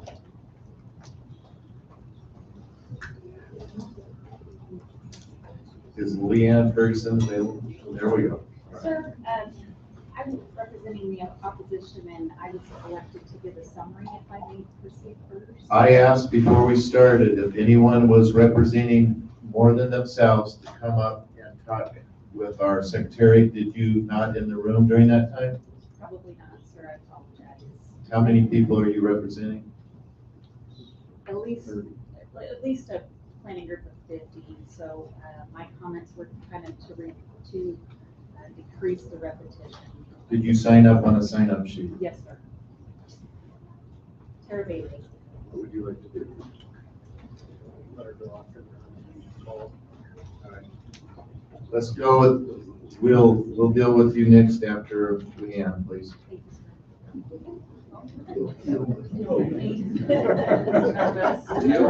That sounds awful. Seriously, Ann, I just took this down at random, so it is nothing against you how to be first. A short joke? Yes. I have love a it. 6-foot tall daughter that does this to me all the time. My name is Leanne Scott Ferguson, and I reside at 22004 Hoskins Road, Caldwell, Idaho. I am opposed to this. I live within 2 miles of the proposed venue. I am a horse owner, and my great concern is for my animals, not only for our community and what this will do to traffic, but my biggest concern right now is I'm going to speak to the horses. Comfortable decibels for humans and horses is between 60 and 80 decibels. Most concerts go between 100 and 120 decibels. Horses have 7 muscles in their ears, and they can hear a fly land on their back. They can feel it and they can hear it. Their sense is so keen, and being prey animals, when loud noises, like a gunshot or fireworks, for example, they run, they don't think of their safety, they run through fences. In fact, about 25 years ago, some neighbor kids, when I lived in Cuna, thought it would be fun to shoot off a bunch of fireworks. I had 2 horses run through fences, ran to the road, And an off-duty sheriff that was taking his 2 sons to go fishing hit my horse, and it was fatal. But he had to put her down in front of his 2 children. And so I have personal experience of how noise affects animals. And you can try as hard as you can to keep them safe. But when they hear loud noises, they don't understand, hey, this is supposed to be music we're going to enjoy. They just know it's something that's trying to get them. I'm very concerned about it, about the noise level. I live up on the hilltop, and we live in a bowl, and that sound is just going to go around and around, and I'm going to have animals upset 3 to 4 nights a week for months, and I'm opposed. So, do you have any questions? No. Thank you. Thank you.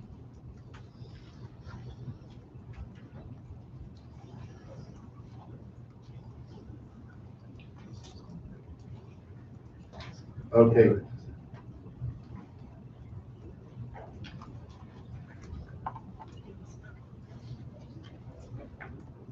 And you did sign up, Yes, and what was your name? Tara Bailey, Okay. and I do have a late exhibit. Can't hear If you. you're- Oh, Sorry, it's gonna handle me for this. I do have a late exhibit. It's just 2 simple slides I can bring without it. It's not approved. You'll have to submit them over to the staff. Yes, sir. Mr. Chairman. Yes.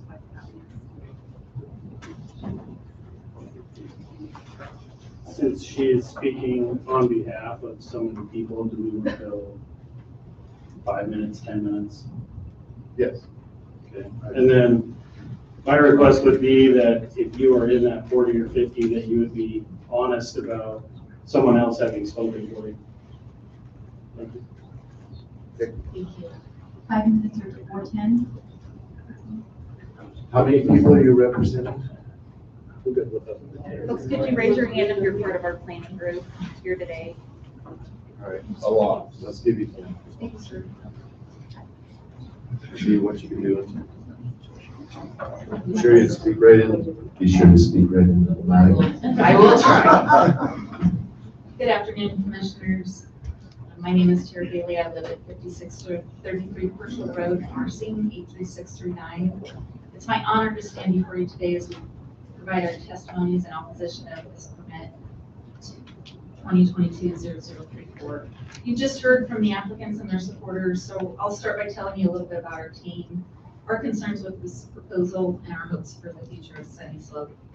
But before I begin, we would like to take a moment to recognize the Sims family and the other historical families of farmers and ranchers, some of whom are also in this room today, for putting their life's work into the beautiful, peaceful place that we experience.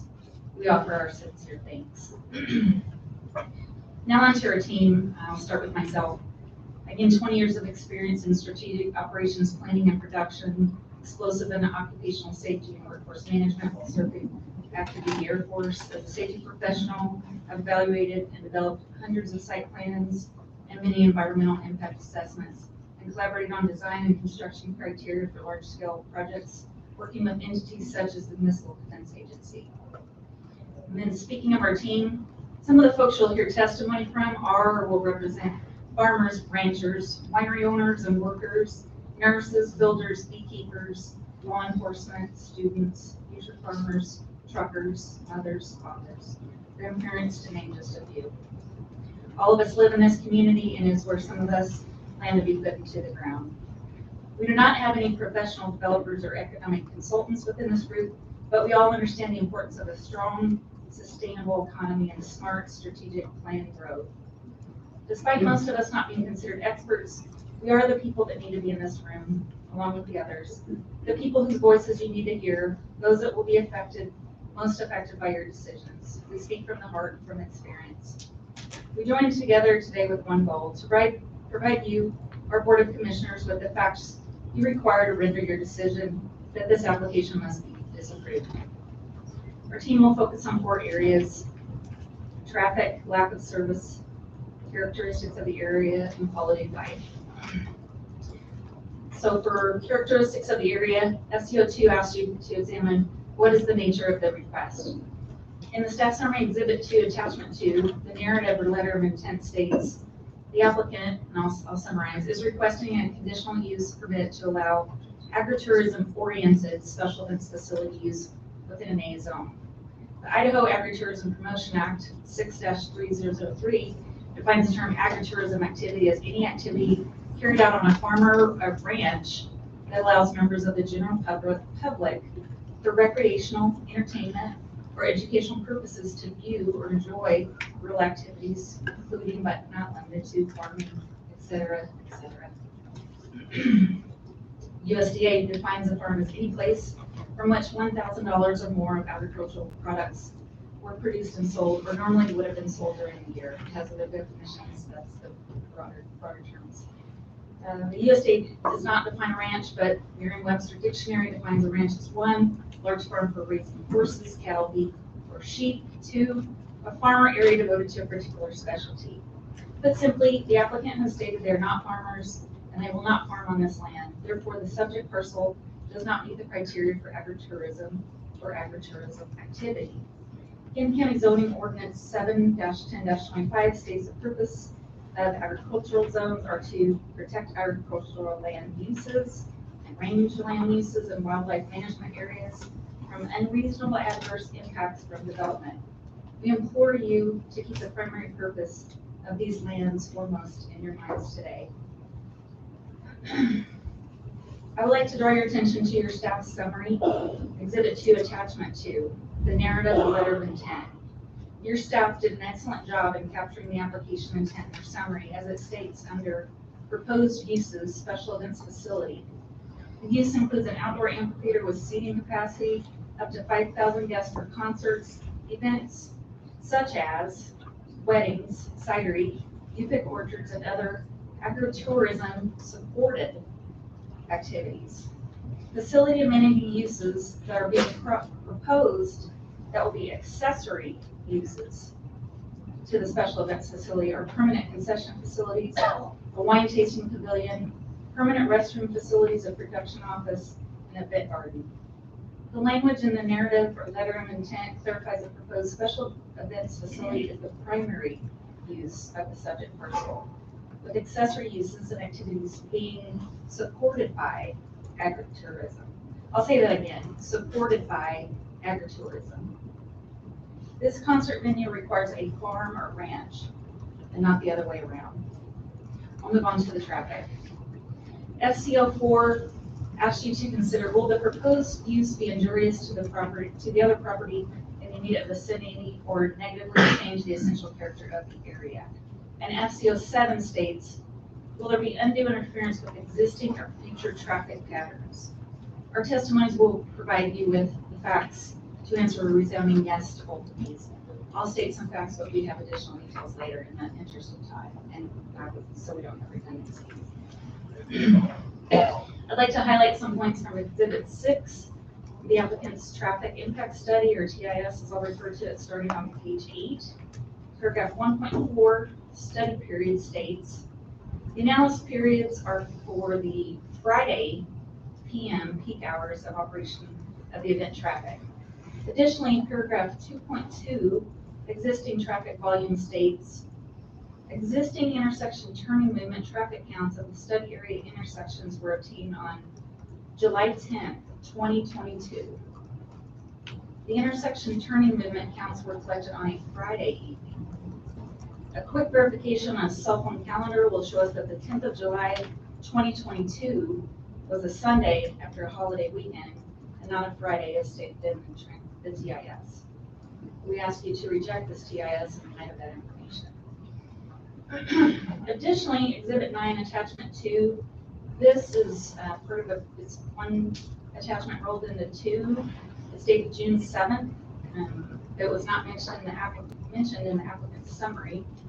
This is from Canyon Highway District 4, a memo from Craig Wardman to yourselves and courtesy copying the applicant. It contains vital information detailing the massive impacts to traffic patterns, congestion, and overall safety that would result if this application were approved.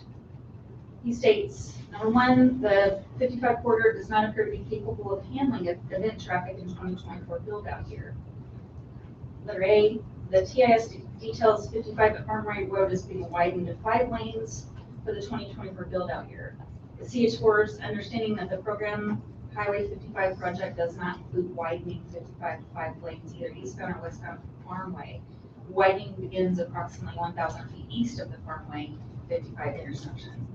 Intersections operation for the 2024 build-out year should be rechecked for the proposed construction plan by the project number, which is the westbound 55 right-hand turn lane only at Farmway Road. The widening of 55 from Farmway to existing 5-lane section at Sunnyslope is not currently funded for construction. Preliminary design of this program for 2025 with right-of-way acquisition in 2026. Construction is not likely to begin until 2027. Letter C, with current configurations, the Chicken Dinner 55 intersection, LOS of F, which I'll go into in a moment, and the Farmway Road 55 LOS of F intersections both operate below minimum acceptable thresholds, in the 2024 build-up year during event traffic. 55 between Farmway and Lowell Road is projected to operate with 4 to 5 times background travel time during event traffic if it is not widened to 5 lanes.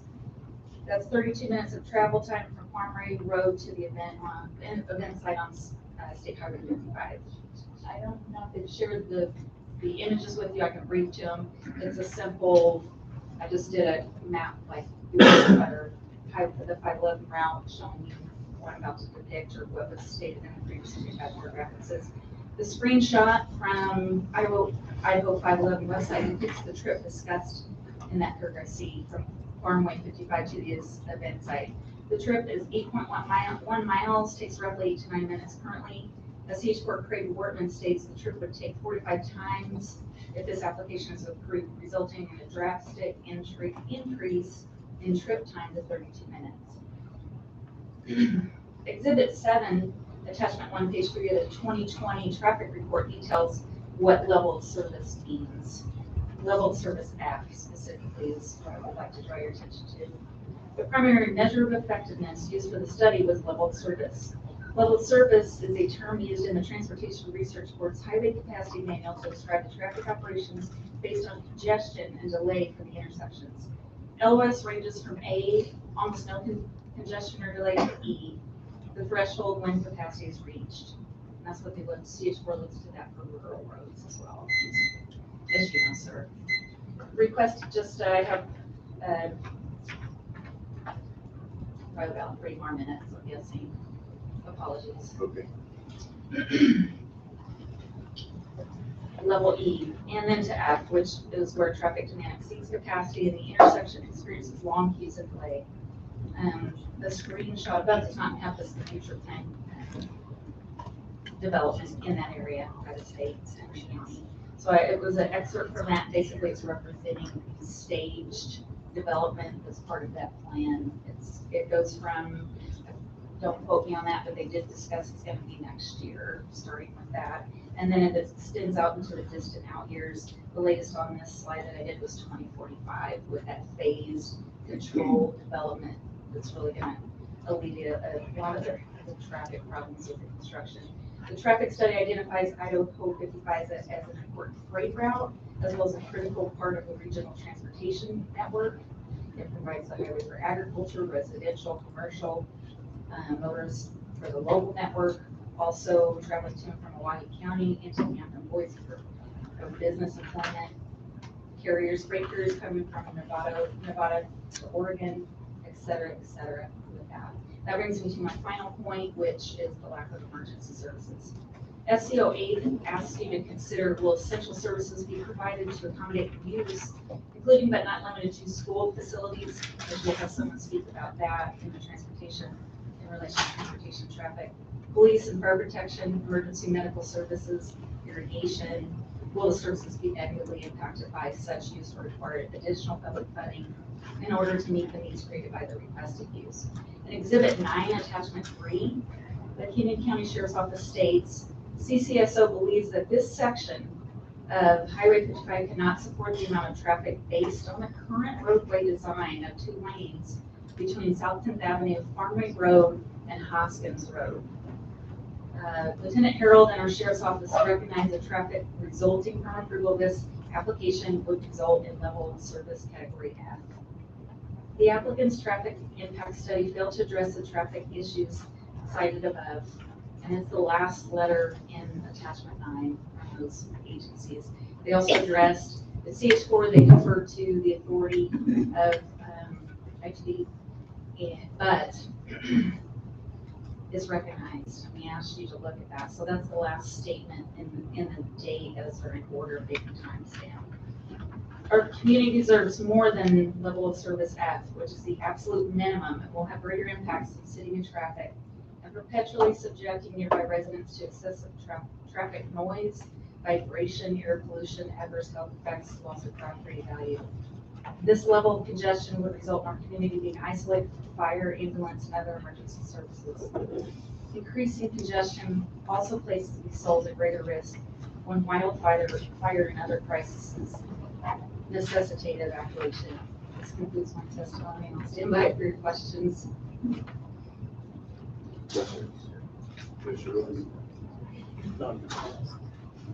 Thank you.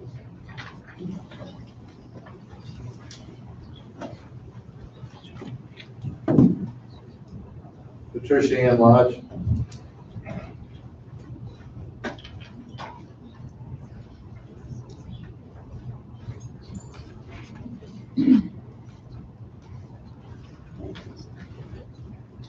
Commissioner Bowman? Yes.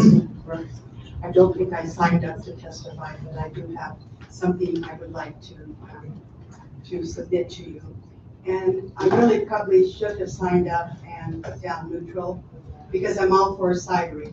Visited lots of cideries in the East Coast and they are really a great place.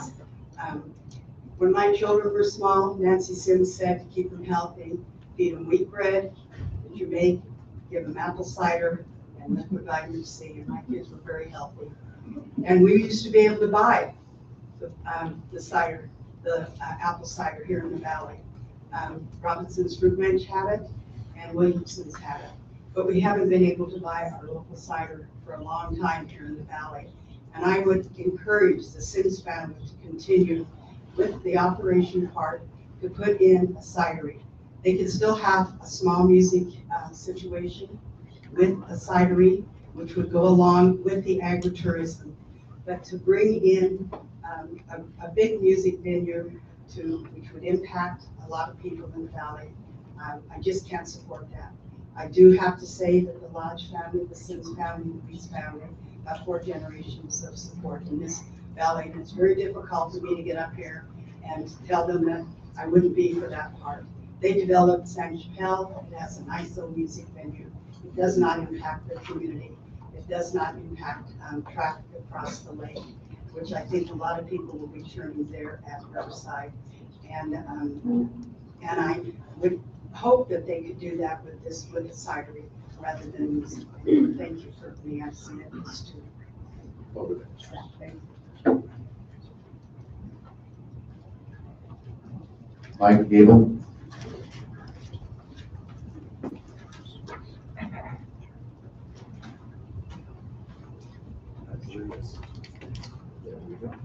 There's Mike Gable.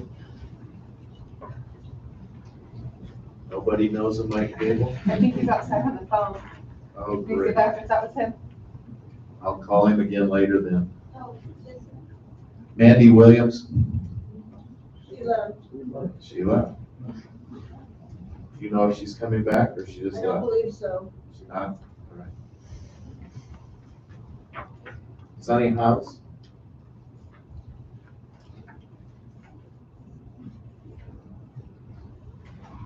All right. Jay Warfield.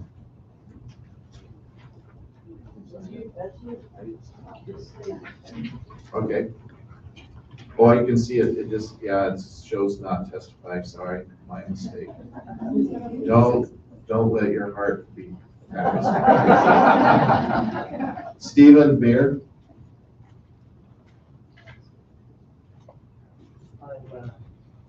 You're gonna have to move the mic, so, yeah, I know how you feel. I live on Sunnyslope and manage 400 acres of orchard. Sir, will you please state your name and address? Oh, yes, Stephen Bear. 15515 is where our business address is, and 14665 is on the original part of the orchard. So we have two parts of the, two orchards on different sides of the highway, both sides. I've lived there for 42 years managing this orchard, and I just lost my phone there. We live just about a half a mile from where this venue is being proposed. The noise that we get from Sanchville Winery, we hear it from our place, and she just said it was negligible, and it really is, but it's going to be different with this new venue. And 70 different, I've read, different proposed that they would like to do. We don't hear that many from Centralville. So I don't have anything bad about that, but my concern is we farm both day and night, sometimes in an orchard. That nighttime activity is noisy in its own right. Sorry, but we spray sometimes in the middle of the night when it's not windy. And it's a little bit of a concern to me that that all of this is going on around us during this time. We are fairly close. My personal experience, though, is that I don't mind the one noise, but the other one is, and I've heard different parts about that. But, trucks that deliver to us at the orchard, oh, I should say, I manage this orchard. It's owned by the Church of Jesus Christ of Latter-day Saints. Everything that we raise, one way or another, is given to the poor. We supply over $1 million worth of fruit to different parts of the United States and over disaster areas throughout the world. We are the orchard that provides all of that for the church. They deliver 31 semi-loads of food every week around. Not just our fruit, but every week. So it's kind of a big deal. We're the church's orchard. They have small ones other places, but we are the church's orchard. We've had trucks that come out and deliver to us that road, the way it's set up on Highway 55 is a nightmare. They come through and first thing from Napa to, Just finish your thought. Okay. From Napa to where we are, it's terrible. He says, the way drivers go in and that zipper effect that is made there, that's hard for trucks because they try to stay out of the way and let people pass, and it's just hard. It's tough. And to increase that traffic, and it's going to increase, it's kind of hard. So, Thank you for your time. Is it Daniel Bear too, also? Dan? You're welcome. I'm Daniel Bear. I'm 14665 Perfection Lane. You just heard from my dad.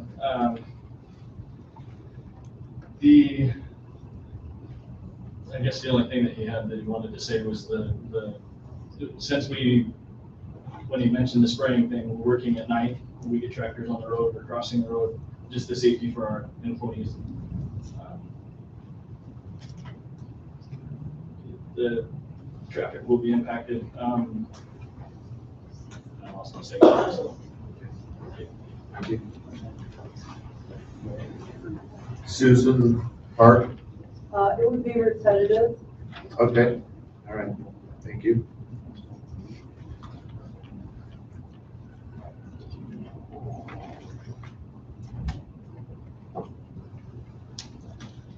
John Ottenart, something I cannot see the print. It's John, that's part of it, sure. John Ottenhoff, my address is 18226 South Lake Circle, Caldwell. So I'm very much in the impact zone, and I have lots to say along with my neighbors about the potential noise and traffic and the dubious premises of agritourism. But I want to focus on two things. One of them is one of the oldest neighbors of this proposed venue, and that is the Deer Flat Natural Wildlife Refuge. It's established in 1909. And if you've read the report about this, this proposal, you've not read anything at all about Deer Flat. I've searched through hundreds of pages and saw nothing at all. Here's what Deer Flat says about itself. In southwest Idaho's Treasure Valley, surrounded by suburban homes and farmlands, Deer Flat National Wildlife Refuge provides refuge for both wildlife and people. The refuge protects the Lake Lowell unit and Snake River Islands unit to provide oases for resident and migratory wildlife, including spectacular concentrations of mallards and Canada geese. The refuge also provides a place for people to slow down, relax, and unwind. Stop by and enjoy an adventure on your public lands. Again, Hyde Longworth talked about the potential effects on migratory birds. She talked as a neutral and asked for more study on this issue. I speak as somebody who's firmly opposed to this and say that the lack of address to this issue is reason enough to turn down this appeal. Again, there are numerous birds who go back and forth between the lake and the Snake and live right above the wildlife refuge. And it's really, it's an awesome sight to see this traffic. And again, there's nothing at all that addresses the potential consequences for this population in terms of light, noise, and other effects of this proposal. I also speak as somebody who has served on the Caldwell Pathways and Bike Routes Committee. Our task in that committee was to promote non-motorized traffic in the area to make it safe for people to walk and to ride. Again, it's disappointing to me that I see nothing in the voluminous amount of traffic reports that addresses non-motorized traffic. Lake Lowell is a really popular destination for cyclists. I'm on it all the time. And again, Lake Lowell Lower Dam doesn't show up in the traffic report. There's a lot of concern about Highway 55, but the consequences for non-motorized traffic around Lake Lowell, the people who are fishing off the dam, the people who are walking to the beach there, none of that is addressed in the immense amount of traffic that this proposal will produce. So it's not just a matter of my backyard. This will affect my backyard. But for me, it's much more a matter of protecting the entire area. A really a unique environment from what I think is might be a neat proposal, but I think it's really misguided that will bring little benefit and much damage to our really special area. Thank you very much, Commissioners. Appreciate it. Wow, did you practice that time? All right. Beverly Ross.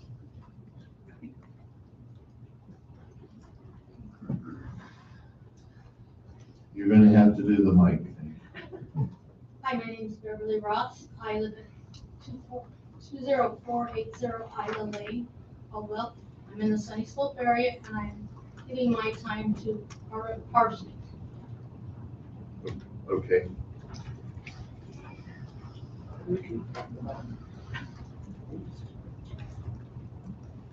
Linda Ross. I'm doing the same thing. I'm giving my time to Barbara Parson. Okay.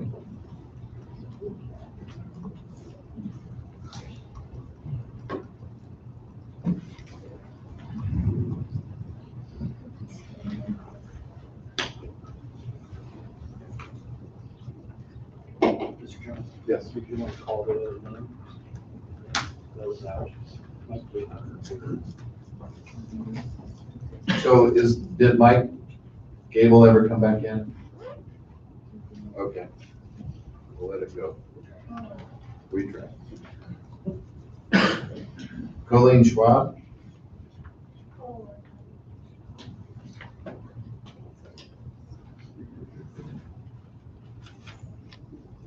Hi, I'm Colleen Schaub. I live at 15475 Orchard Avenue in Caldwell.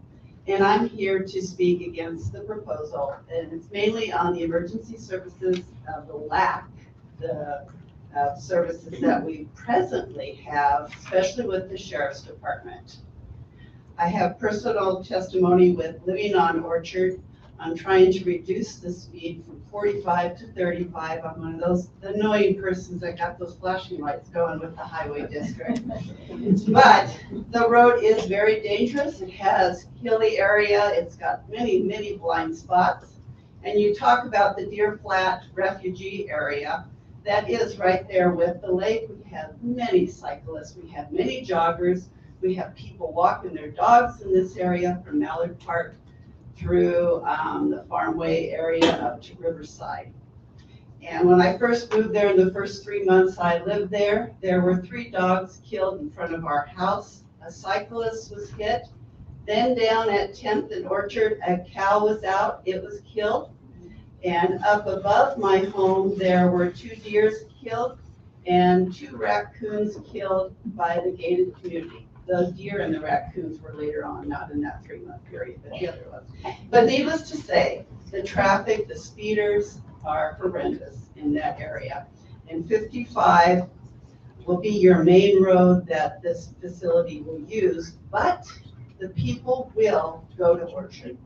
It's a side street that people use to zip across and not go through the stoplights. And they zip through our area. We have racers and everything. We have a lack of sheriffs. We've had a lack of sheriffs, number of sheriffs, for a very, very, very long time. This year, you guys did a great job bringing their pay up so that they would be competitive with the surrounding precincts around them. So now they do have pay and benefits that can help keep their people. But now we have to work very, very hard to get more law enforcement in. Idaho does not allow citations for moving violation if there is not a law enforcement officer to witness it. So it's very cumbersome and they have 600 square miles to try and cover. We are not in a position to take on this facility, even in our near future. Thank you. Jeff Hibbert?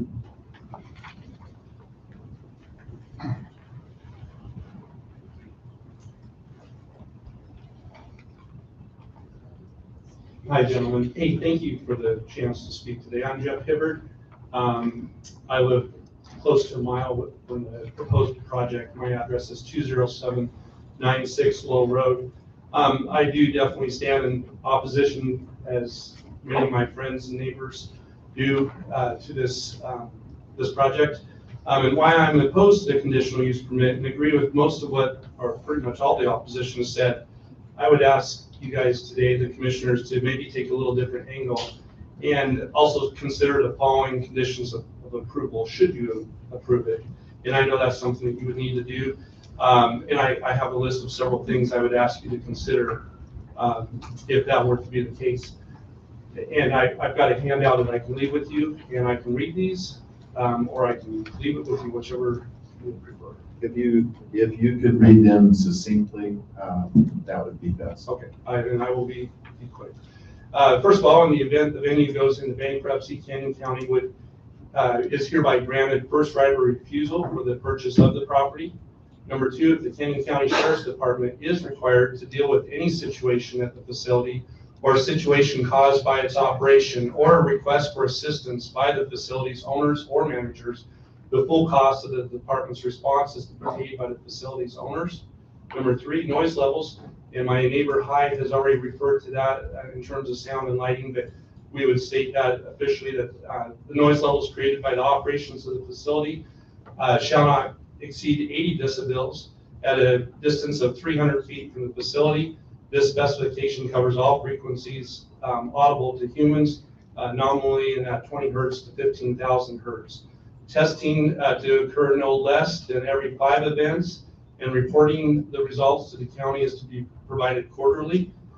3 violations of this condition shall result in a permanent shutdown of the facility.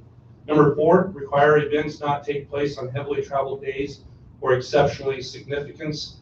Those would include Easter, Labor Day, July 4th, Memorial Day, Thanksgiving, Christmas, New Year's Eve, evenings of the CNR or the Caldwell Night Rodeo, and Stampede, in order to minimize potential strain on county resources as they would be required to watch those other events. Number 5, any amplified audio event will have a hard end time of 10 o'clock p.m. and that precedent set by county in CU 2007-86 and PH 2016-54 and CU 2019-0029. The last 2 are related to the neighboring properties across Low Road. Allowing 11 p.m. end time would be injurious to neighbors who have already had those CUP approved and have set precedents.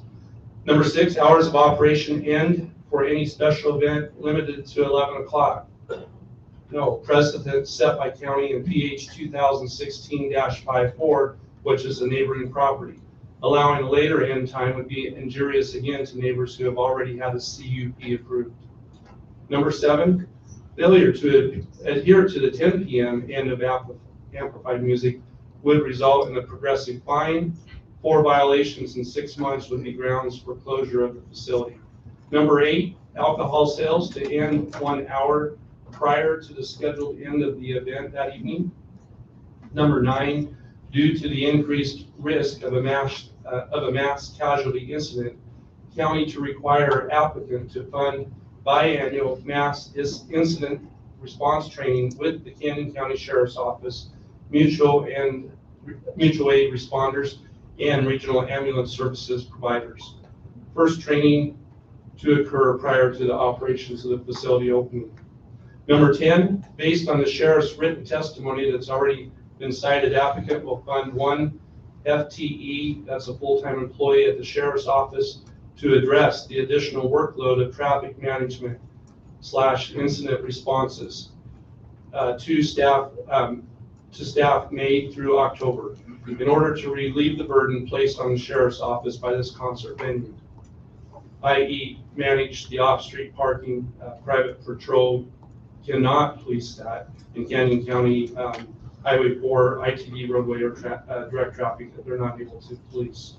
So county resources need to enforce. Number 11, the applicant to follow all codes and laws as it relates to traffic management on an Idaho state highway, specifically staff permitted to direct traffic in the roadway. Number 12, applicant to work with appropriate, I've got 5 more. Sure. Okay. Applicant to work with appropriate road and highway departments to procure and install no parking signage on State Highway 55 and Low Road east and west of the venue. Number 13, the UPIC property and cidery must be owned by the same owners of the concert venue to ensure the investment in agriculture. Failure to maintain an agriculture footprint will be grounds for permanent closure of the facility. Number 14, UPIC orchard and cidery size and hours of operations must be defined and agreed to with the county to ensure they are not just a token gesture to the agritourism designation. Closure of either facility could result in permanent closure of the facility. 15, the cidery must be in place and operational prior to the operations of the concert venue. 16, at a minimum, the blind curb at Hoskins and State Highway 55 must be addressed prior to the commencement of the operations. 17, applicant to provide cell services analysis to ensure the towers out in that area is not overwhelmed with concert attendees, blocking 911 calls from nearby motorists that might have emergencies. And finally, 18, applicant to complete a helipad and contract for air ambulance services to be on standby during the events.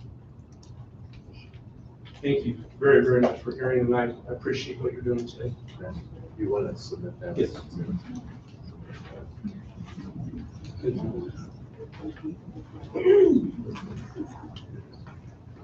Bernard Stahl.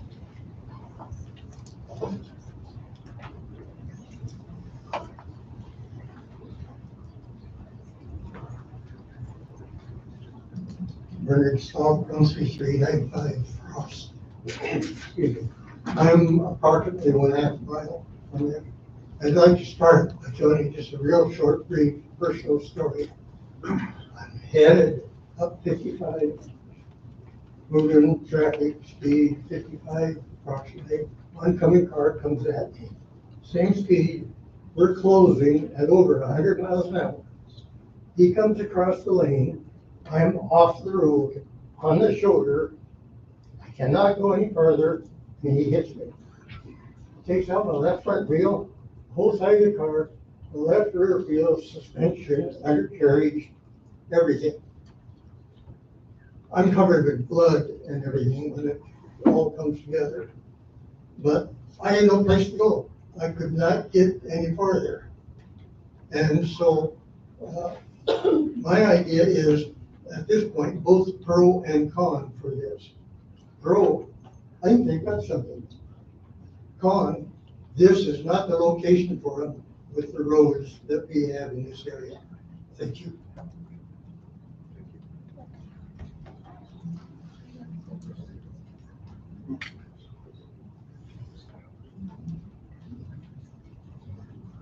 Alvin Betts.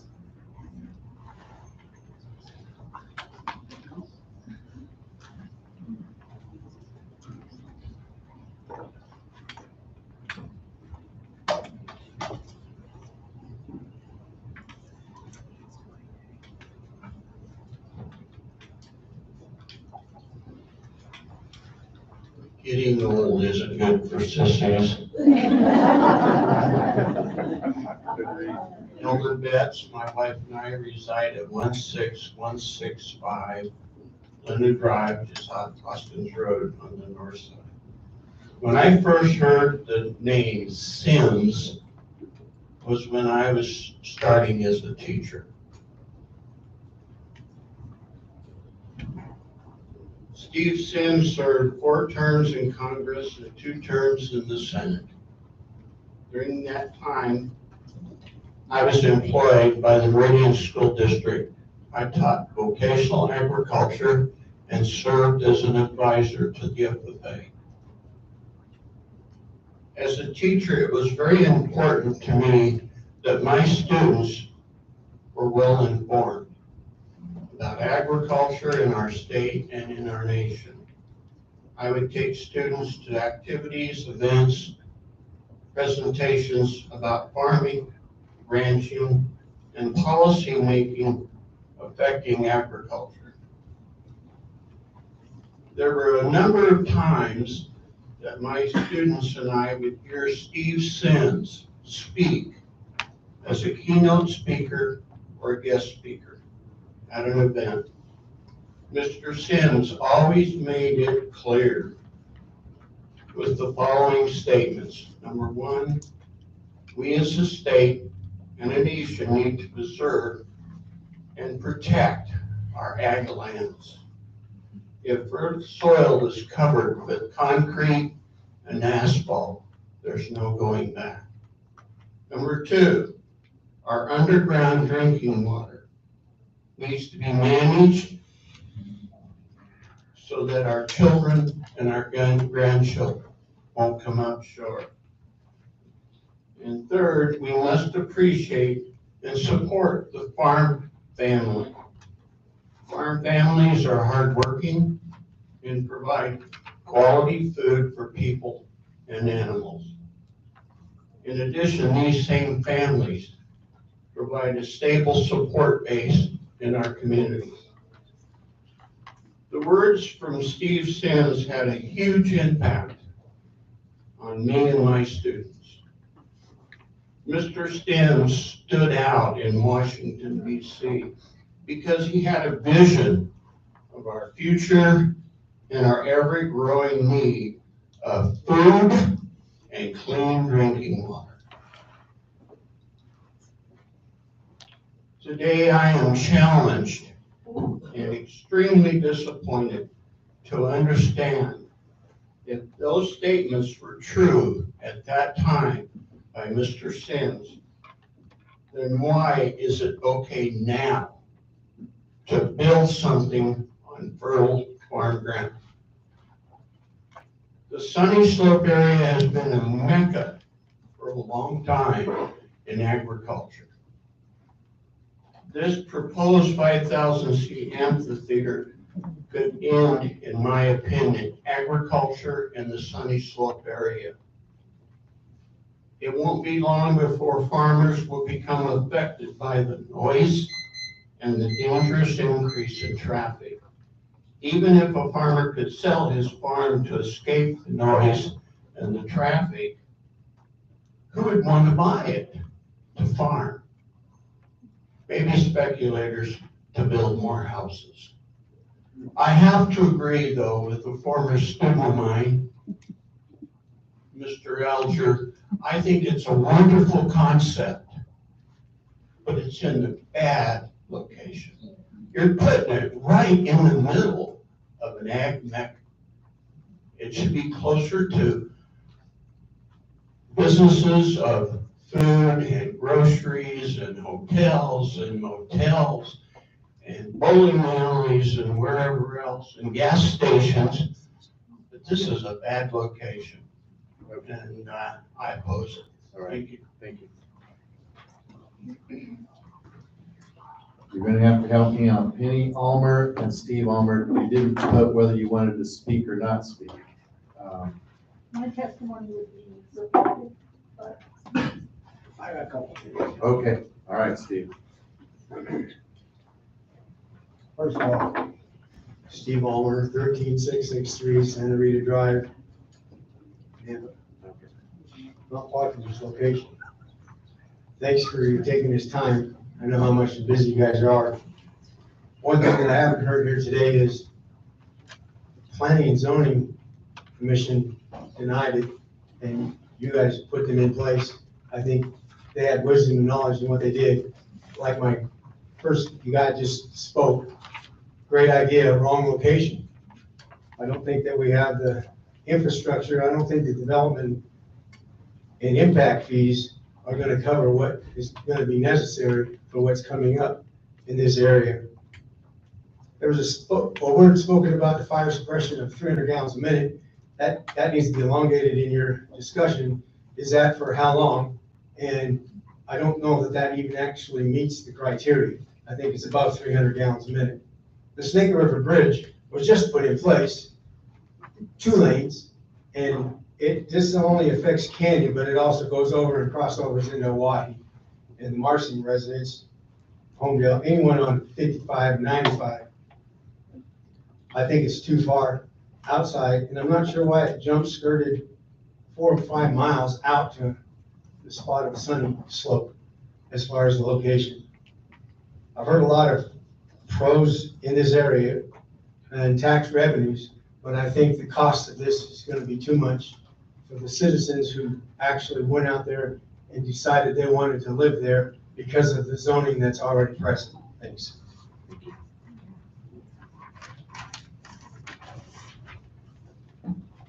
Okay, this next one, I can't read the first name. Irma, no.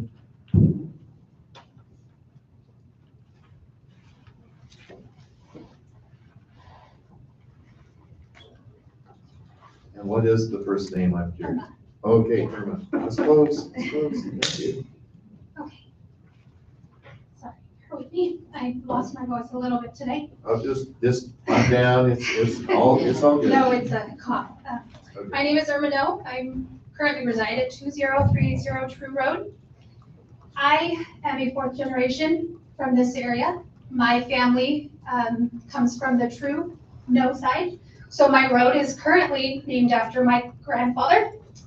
I've heard a lot of the pros and cons. I do understand, and I truly, truly wish the best for the businesses that are struggling out in our area. However, I don't hear them talking about their residents. I don't hear them saying what it's gonna benefit to us. It's not gonna benefit us. It's going to ruin our homes. It's going to impact, everything is going to be impacted. My biggest concern really was just that, yes, I don't farm anymore. My family doesn't farm anymore. But I have seen in the 20 years I have lived out in this area, the impact of traffic, the impact of out-of-staters moving in, building $2 million homes, and then leaving them vacant. And now we're sitting there having to pay increased taxes because they built these giant homes, and my little tiny farmhouse now is impacted. My taxes have gone up because of out-of-staters, because of continued growth. I just wish that we can continue to grow in the manner that we need to grow and not always think about money. We need to think about the residents. That's all I ask. Please consider us. We need you to be our voices. Thank you.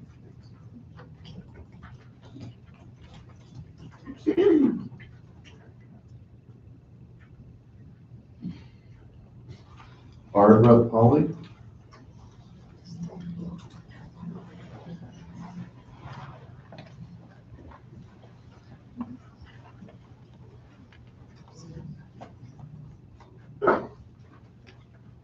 Barbara Parsley. Parsley, thank you. That's okay. 22535 Bauman Drive, Wilder, Idaho. I talked with the captain and the deputy at the Canyon County Sheriff's Office about the potential impact this facility would have on their operations. This is a summary of my discussion. Presently, the Canyon County Sheriff has 32 officers with 2 in training. They need 48 for overall patrol, presently giving us a deficit of 16 deputies. The department is requesting an additional 12 deputies over the next 3 years, based on our present population without the amphitheater. Each shift presently has 5 to 7 deputies working at a time.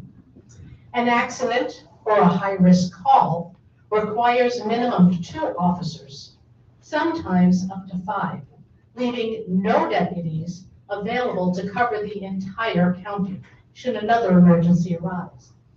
One recent accident on Karcher Road took 5 deputies an hour and a half to resolve, leaving no one available for other calls for the entire county. The final staff report for the Board of Commissioners that, of course, you have from 2002 states on page 902 that the crash rate on State Highway 55 in Canyon County is 11 times higher than that of the average state highway in Idaho. Crashes in this corridor also tend to be more severe than the average highway. Considering the last 2 statements are prior to construction of the amphitheater, adding additional traffic will increase the dangers in this corridor and the intersections. At this time, with the current shortage of deputies and jail facilities, the department has a catch and release plan for offenders arrested. Each time a sheriff deputy arrests someone, 1 person has to be released, even if it's the accused. They look at the charges, and whoever has the lesser charge is released. News article from July 18th, 2023, from KIDR Radio stated, Idaho is one of the safest states to live in. However, one county, which happens to be Canyon County, is so concerned about the rising crime, violent crime from drugs, the cartels, and other forms of criminal activities that a partnership has been formed involving federal, state, county, and city law enforcement. It continues, U.S. Attorney for Idaho, Josh Hurwitz, explains the situation. The United States Attorney's Office for the District of Idaho and its law enforcement partners have seen a dramatic rise in violent crime in Canyon County. I submit that adding this event center would further increase the crime and the need for more sheriff's deputies beyond the present deficit. This will bring additional tax burdens to the already highly taxed residents of Canyon and Milwaukee counties. I state that available law enforcement services, which are presently inadequate, will additionally be negatively impacted by development of the event center on Highway 55, which is a specific condition in the hearing criteria for denial of approval. Thank you. Mr. Chairman? Ma'am, were you the one that was given 3 minutes extra time from? I was, but I was able to get it in. Yes, sir. Thank you very much. Thank you.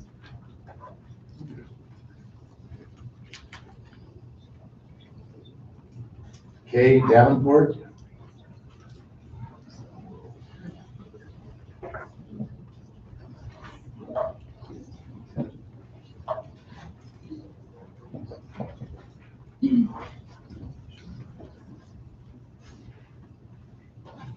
First of all, I'd like to thank both of you for my time today.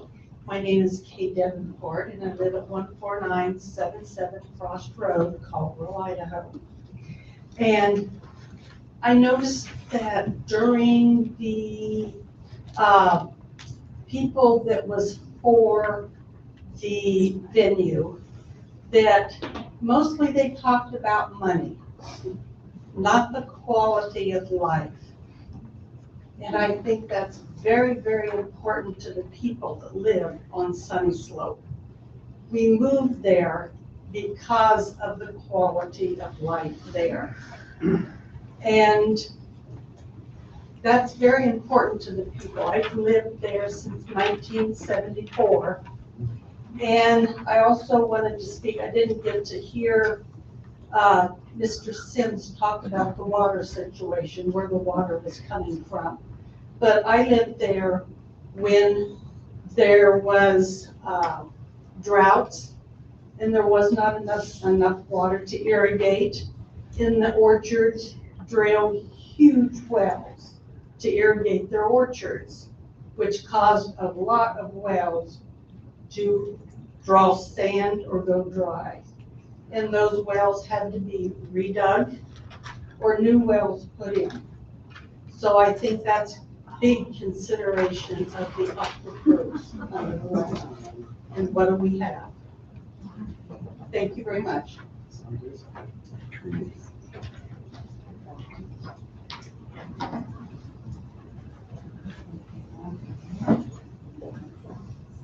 John Burnett?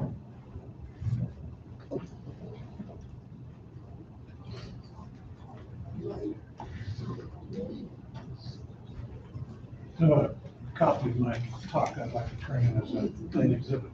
He just turns it over there.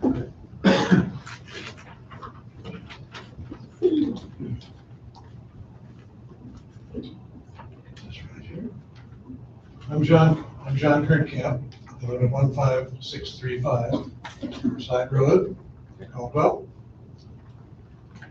The Planning and Zoning Commission, in their findings of fact, determined that that this development was in keeping with the 2020 comprehensive plan. But I disagree. What was missed is the fact that in the 2020 plan, there are 8 mentions of quality of life as being an important consideration in all land use planning. And the 2030 comprehensive plan continues this concept in its vision statement, which reads in part, and I quote, ensuring the quality of life for Canyon County residents. So the consideration of quality of life is not a trivial concept, but in fact is woven in to all the land use decisions. And no matter how much mitigation is offered, there can be no doubt that this event center will negatively impact the lives of a large number of the people who moved here hoping this would never happen, and who probably will end up moving away. The dramatic increases in crowds of people and vehicle traffic, sound and light pollution, as well as the urban anonymity that breeds increasing crime, is what can be expected from this development. The result would be a permanent change in the quality of life of Canyon County. This development is also likely to trigger a follow-on effect, stimulating more requests for urban-style projects eventually possibly resulting in the complete conversion of Canyon County into big city living. This is a poor outlook for the future of Canyon County, and I strongly urge you to not approve this first step development. Let's follow the comprehensive plan's vision, keep the same lifestyle and values that we all come to love. Thank you. Thank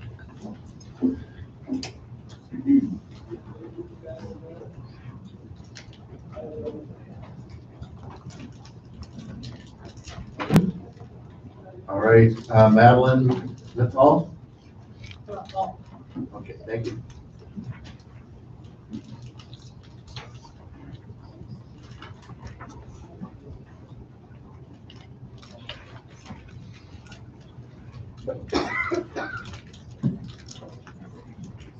My name is Madeline Hall. I live at 12905 Sunnyslope, which is 3/4 of a mile from the proposed amphitheater.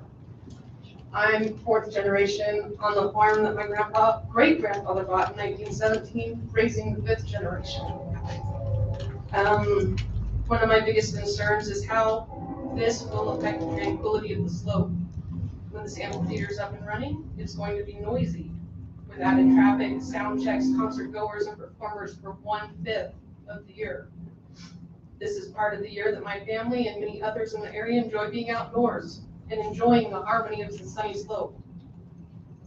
The late evenings are also the time that many of us are trying to wind down and get the kids and ourselves to bed to rest so we're ready for the next day.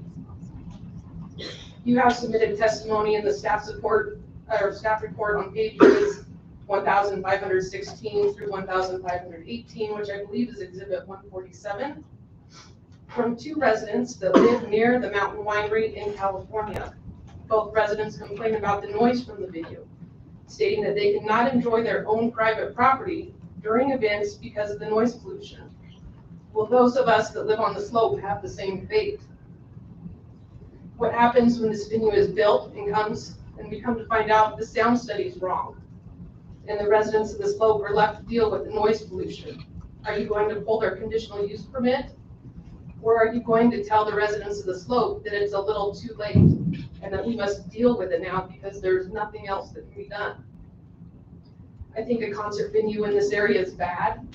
I would love to see something like the Apple Barn and Cider Mill in Silverville, Tennessee, on the slope that features local harvest in a variety of ways. I'm not against development on the slope, but I do think that any development needs to protect not only agriculture, but also the residents and their property. Thank you.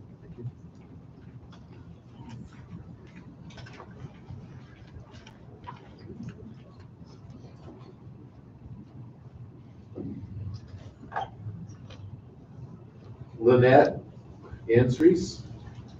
Enrico. Enrico? Yeah. There's no O there, all right. Enrico, yeah, I scribble. Okay. My name is Lynette Enrico. I live at 231 Well Road in Morsing. And I want to say I'm coming through this from a 3rd-generation farmer. My dad farmed out of the slope over by Houston. My grandparents knew the census. I am all for having people make a living, believe me, and it's getting tough for all of us, okay?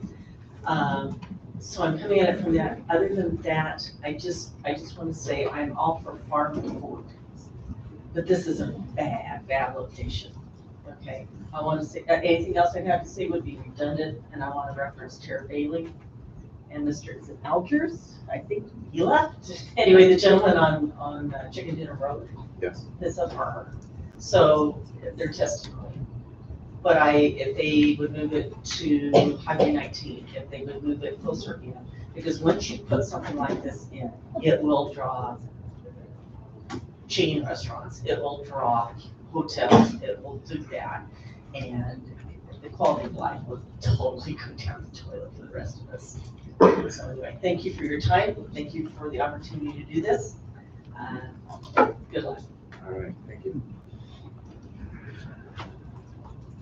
Margie Robinson.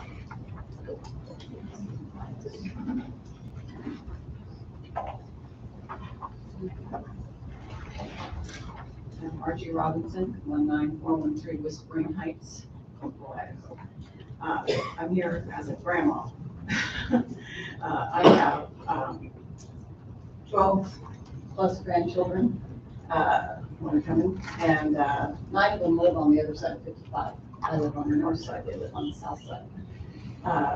One of the sets of grandchildren live on chicken dinner, they're 5th generation. And this is a quote from my grandson. He's 7 years old, his name's Oliver, after the tractor. And he says, I sure am worried about the way the world is going. No farms, no food, and schools.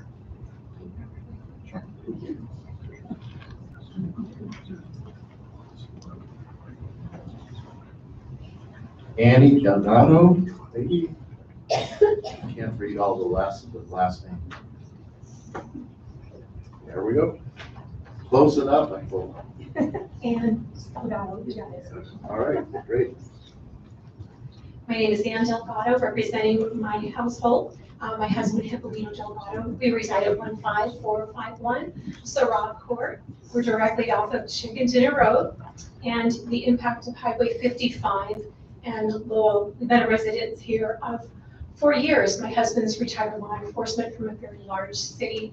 And of course, this has been for us a dream to reside in America, that we come from farming families, and it's what drew us to the area, of course.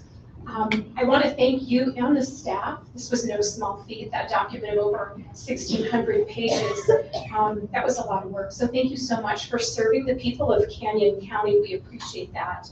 I know you've received our letters as well as our videos expressing our concerns on this appeal. And again, we stand with the over 217 opposed written letters and evidence presented to you. And not to be redundant about the traffic, especially that impact, as Chicken Dinner Road was all over on that study.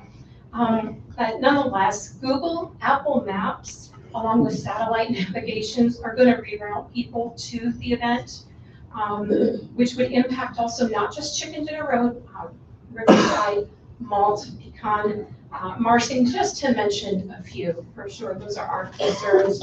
And of course, as we've heard with the recent meeting from IDT, there really hasn't been a resolution on what would happen, especially 55 and Chicken Dinner Road, which has some natural burn blocks anyway. It's a high level crash site as well.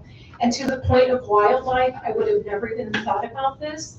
But one of the videos we had presented just about our concerns in the region, the great celebration of Idaho's birth on July 3rd, we were coming home to avoid the traffic.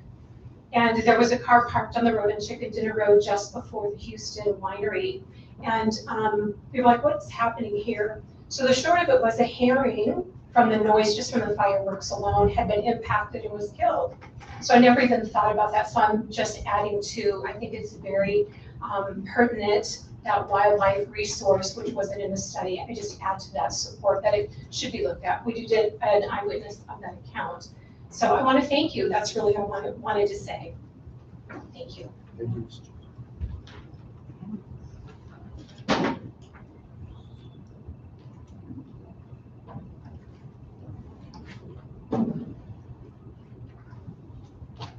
Judy Hansen.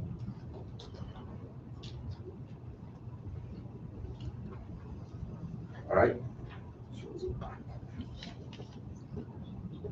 There's an Emerson Miller, doesn't show whether testify or not testify. Okay. Paul Panther.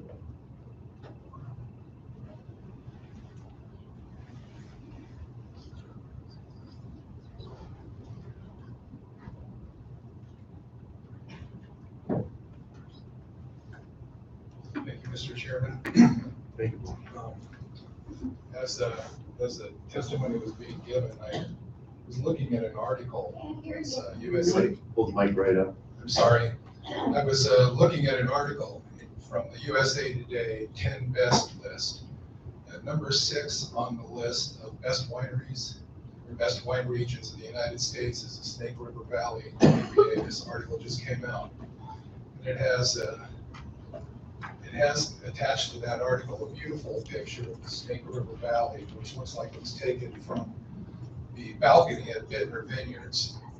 And you see this, perfect landscape with the Hawaii's in the distance and all that, but what you don't see is a big, huge parking lot, an amphitheater, and a lot of poles with lights on them. A long line of traffic. And just to touch on the traffic issue for a second, the Canyon Highway District report that was in the materials that were provided indicated a potential impact of 1,000 vehicles at peak hour for events in the proposed facility. If you look at that and follow the IDT recommendation for a safe following distance of 3 seconds at 55 miles per hour on Highway 55, which is the speed limit there, a car travels 240 feet in 3 seconds. Multiply that by 1,000, you have 240,000 feet. Divide that by 5,280 feet in a mile, you have a line of cars that's about 45.5 miles long. By way of comparison, it's 39 miles from Nampa to Ontario and only 11 miles from the Carger-Midland intersection to Lowell Road. So I think that when you put it in those terms, the impact of the traffic becomes much more stark. I think leading up to an event like this over the preceding couple of hours, you're probably going to see significantly more traffic than that as people come and go. Finally, Idaho Code 63003 is the statute that defines agritourism. And very quickly, if I can work this in, that statute and the statute that follows it, Idaho Code 63004, provide limited liability for agritourism professionals against injuries to people coming to those kinds of activities. And that's because agricultural activities, unlike going to a concert, are inherently dangerous in some respects. Domestic animals, potentially wild animals, farm equipment that can be dangerous. None of those would apply to a concert venue. And the kind of facility that's proposed here, I don't think is within the contemplation of agritourism. Thank you. Thank you.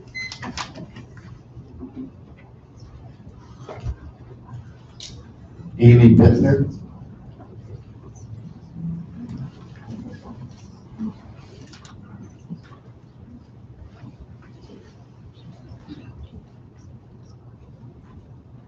Gentlemen, before I begin, I do have a request for a late exhibit. It's a video that's 21 seconds. I don't know if that's something I can submit.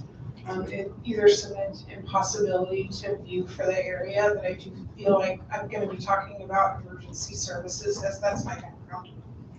You can submit it with staff, but we're not complaining. Just verifying. Okay.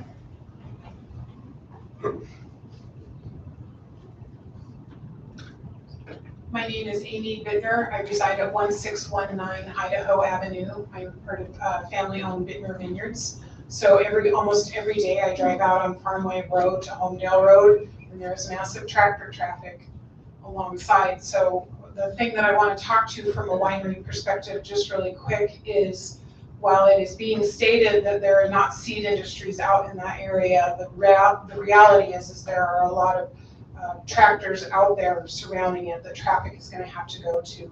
The number one thing that has been said on our winery for over 16 years is this is a beautiful area, and we come out here to get away from all of the congestion and everything. The way that we've been able to make it work for wineries is the majority of the wineries out there within farming and ranching community close at 5 or 6 o'clock. And a majority of the wineries like ourselves, people are coming in and out, and it's not all at one pace. So this having thousands of people coming out at one particular time and then ending at 11 is nothing that we've seen out in this area. So my background in emergency services, I worked with previously with police, fire, ambulance, and emergency management. It was at county, city, state, and federal level.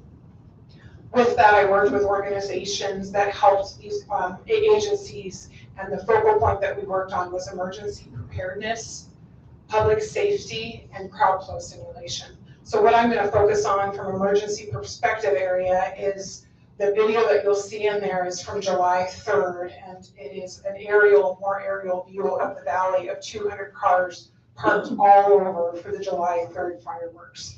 And so I want to talk to the point of, with this venue, it is recognized that they have a parking lot of 2,500 people, but when the music stops at 11 o'clock at night, from my understanding and seeing, there are only 2 entrances for 1,000, 1,500, 2,000 cars that are going to exit. They're either going to go exit off of Highway 55 or possibly Lake Laurel Road, which was defined earlier as a minor road.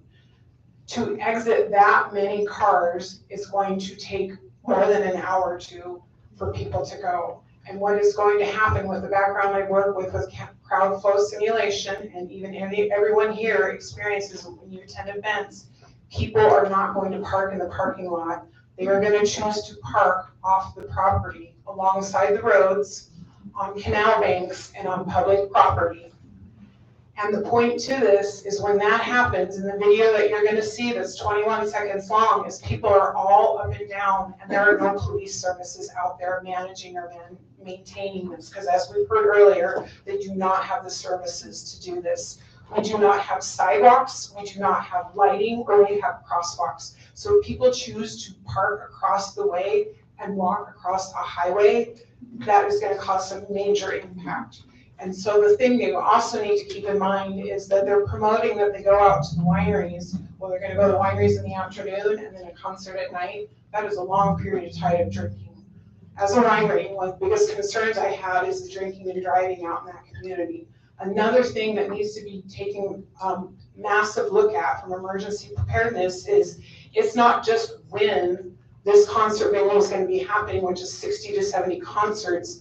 What happens with our emergency services of police, EMT, fire, volunteer fire department, when there's also a concert at the Idaho Ford Center. And then you have a mass traffic accident on the highway that the officers have to go to, or the Cardinal Night Rodeo is going on board. And then you have someone in the public who lives out in the area, for example, my best friend who has terminal cancer. She wrote in, she lives off a Happy Valley Road in Greenhurst, and she's having to take emergency services, and the delayed traffic is not. So I just thank you for your time, and I want us to look at the entire impact, not just this event, but all the events that are going on, and how emergency services are going to be able to handle such a massive thing that we have never experienced or seen out in this valley. Thank you, gentlemen. Kim Johnson.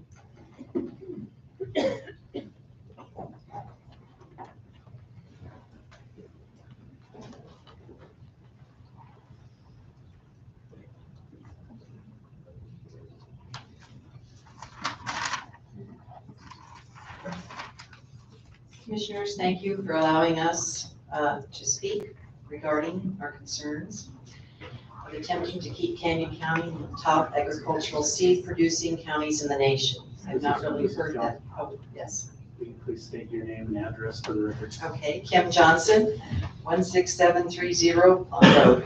We live right across from the Vintner Winery. One thing I have not really heard addressed today yet is the fact that this area contributes greatly to Idaho's standing as one of the top 5 seed producing counties in the nation.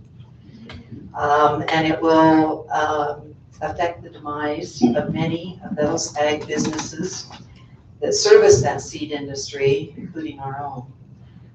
As farm and livestock operators in the area for 40 years, I would ask that you direct your attention to the attached exhibits 10, 2-126, which is our personal business letter of Johnson Custom Combine and Melissa Mulreadian Ranch, and exhibit 10-2-135, which is a list of the current agricultural businesses in the venue area that have signed a petition along with numerous employees stating their objection to this proposal.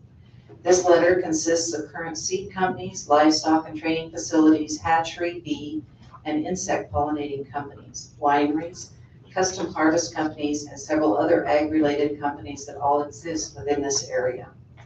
And I have copies of those letters available if you don't have to share with you. I don't wish to reiterate what's already in the letter, but our custom harvest business covers 5,000 to 6,000 acres each year between June and November, primarily in and around the venue area. We ask that you consider that equipment that we use for custom harvest machines travels 20 miles per hour and takes up 18 to 36 feet of road space and an allowable 24 feet of road width, as our machines do, and it is not compatible with the traffic that desires to go 40 to 50 plus miles per hour on those same many times impassable roadways. I can cite numerous accidents that have already happened in this area, even without the addition of thousands of cars added to the roadway that this venue would bring. We ourselves have already experienced 2 serious accidents with our equipment and livestock with the influx of new residents to the area, as have many farmers. Hungate Hayne just experienced one this last week up on chicken dinner that destroyed a $200,000 tractor. And luckily, no one was injured in that accident. Unfortunately, the Sims organization itself is very aware of this and has experienced it. Tragically, having had 2 tractors rear-ended from behind in recent years that resulted in the death of an employee and 5 people were sent to the hospital. This happened just a short way from our facility. Was that the time? It was. Okay. It was just very quiet. Can you finish up on your time? I can do it in 1 minute. Okay. We are talking about life and death situations here that will completely disrupt the very nature and occupations of this area. As Mr. Alger stated, every serious farmer, seed growing facility, and livestock owner operator knows that you cannot have this type of urban agritourism impact in this area and keep it a prime seed producing area. The choice is clear. We can either march towards more tourism or keep this nationally recognized seed producing area. It's wishful thinking that the two could be compatible on this level. Thank you. All right, thank you. Jerry Smith.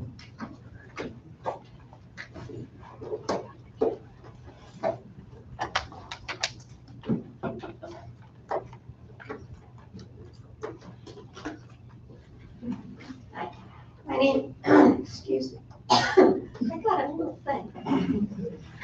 My name is Jerry Smith. I live at 22517 Bauman Road, Wilder, 83676.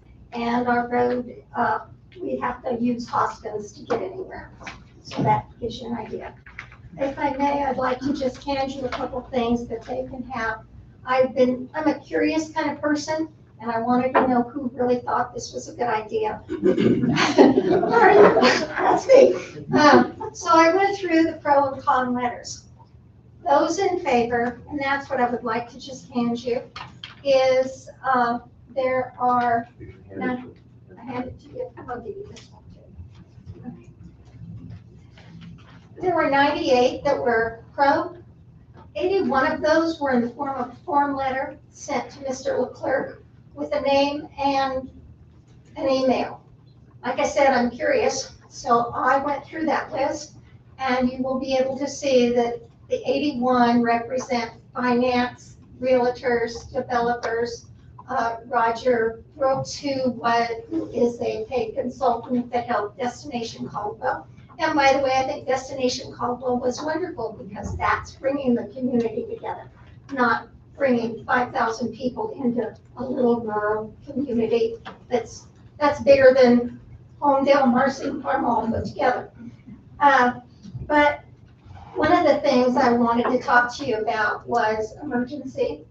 And I've learned a lot by talking to Michael Stoll, the chief of Canyon County Paramedics. I was totally unaware that those 2 EMT vehicles that they're requesting to be there, they don't transport. They're not paramedics, they don't transport.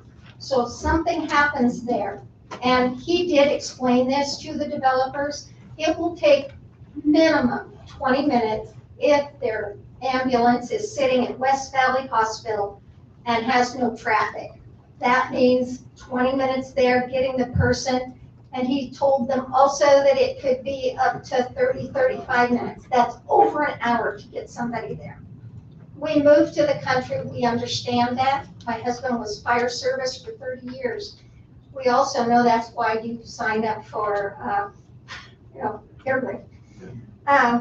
Ambulances, they don't transport. And so they can treat them, but they're not paramedics and they do not transport. And when it comes to Marsing Fire Department has had a 40% increase in calls in 1 year without this. They're volunteers. Okay. I'm skipping a bunch because they said it. I think that the accidents that have happened, the increase in Canyon County alone, on the record, it shows that for between 20 and 2021, there were over 1,000, it was an increase of 1,000 accidents.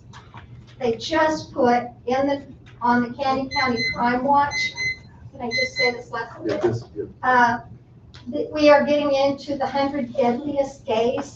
That's what they talk about a lot. We've already gone past 50 fatalities.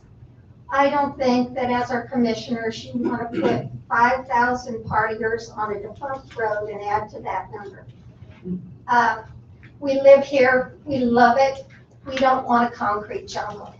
So thank you for supporting the residents and your constituents.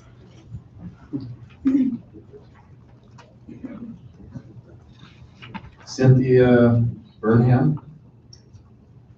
Not speaking. Not speaking. I'm sorry, I missed that. Mary Comfort?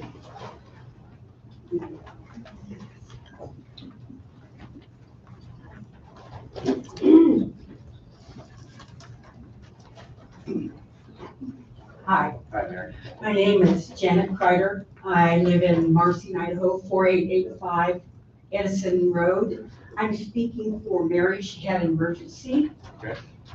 So I'm going to read this for Mary. Mary Confer lives at 20503 True Lane, about a half mile from the planned concert venue. Her family has lived there for the last 50 years. While here in Sunnyslope, we have seen a lot of growth in commercial business. The difference between this proposal and earlier commercial development is the lack of agriculture. We realize that the county will have growth and hope, and the Planning Zoning Commission and Canyon County Board of Commissioners will ensure it will come as a result of well-planned zoning and not through exceptions or current zoning requirements. The P&Z Commission has done a great job protecting the character of Sunnyslope in prior conditions used permits. However, this CUP request is inconsistent with CUP's previous approval. Specifically, quiet hours and concessions of amplified music. Those CUPs are CU 2019-0029, PH 2016-54, CU 2007-87. Lastly, I would like to point out the attached documents showing the proposed increase in special event seating on Sunnyslope. This request is 8 times larger than the largest event site in Sunnyslope. The size of this proposal simply does not fit the essential character of Sunnyslope. I ask Canyon County Commissioners to uphold the P&Z denial from December and avoid creating further inconsistencies in the CUPs or zoning of the Sunnyslope area. Thank you. Thank you.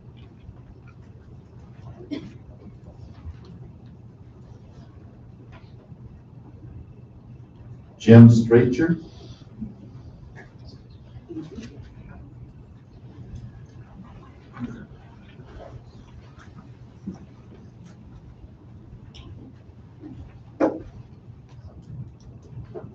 Hello, my name is Jim Stryker. I live at 586 Whispering Hills out in Marsing. I'm retired just recently from the Canyon County Sheriff's Office. So I just wanted to come give a quick perspective on how I saw Sunnyslope from the patrol side. I can tell you that in the 3 years that I worked there, about the only time I saw Sunnyslope was on my way from Marsing to the county and on my way home. As much as I love working Sunnyslope, because it's kind of fun to run up and down 55 chasing cars, you didn't get to go play there much. I can tell you that I've heard a number of the citizens talk about it's great that Canyon County is hiring people and getting them into the pipeline takes about 3 years to get somebody from recruitment all the way to patrol, and that's if you're lucky. Once you get them on patrol, you still got to get them trained up. I can tell you that just recently, when I was working with Canyon County, we were lucky if we had 5 people on a shift. I can tell you that probably hasn't changed much, because you've got people that need to go on leave, you've got people that need to go on training, you've got people that are sick. If you've got 5 deputies on in the entire county, not including our municipalities, that's what you've got to deal with a situation. All it takes is one good crash, a couple of domestic violence incidents, that's it. You've cleared out the entire county of law enforcement other than the municipalities. Those guys are busy too. Caldwell and Nampa, they can't take a whole bunch of their guys and go to a call. Certainly not down in Sunnyslope. That's my only input. Thank you for your time. Thank you. Jamie Mead.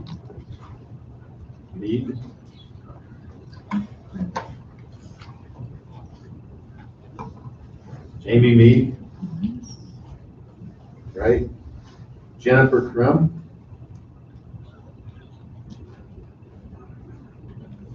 They're dropping like flies. There's a Mary Adams that didn't put whether she wanted to testify or not. Do you? That's not. All right. Daryl Ford.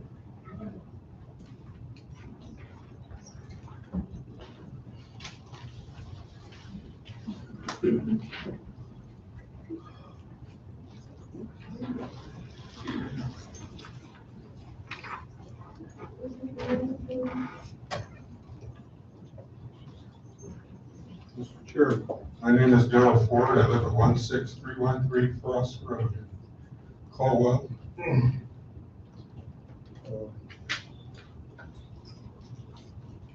I went through a survey that we had in 2019 on the rural areas.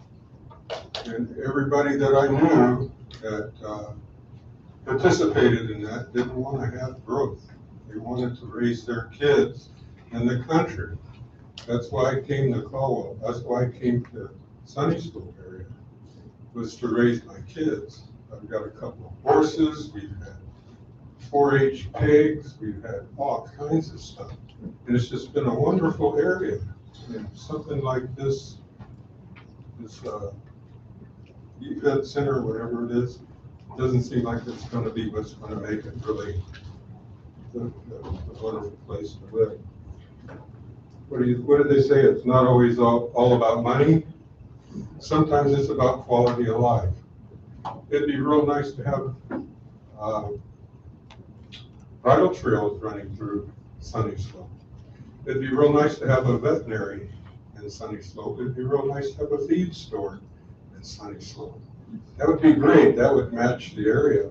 But agriculture and wineries, we have people going from winery to winery, sipping wine, driving on our streets. Does it make too much sense? Keep things safe. But anyway, that's about all I wanted to say. And thank you very much, Mr. Brooks.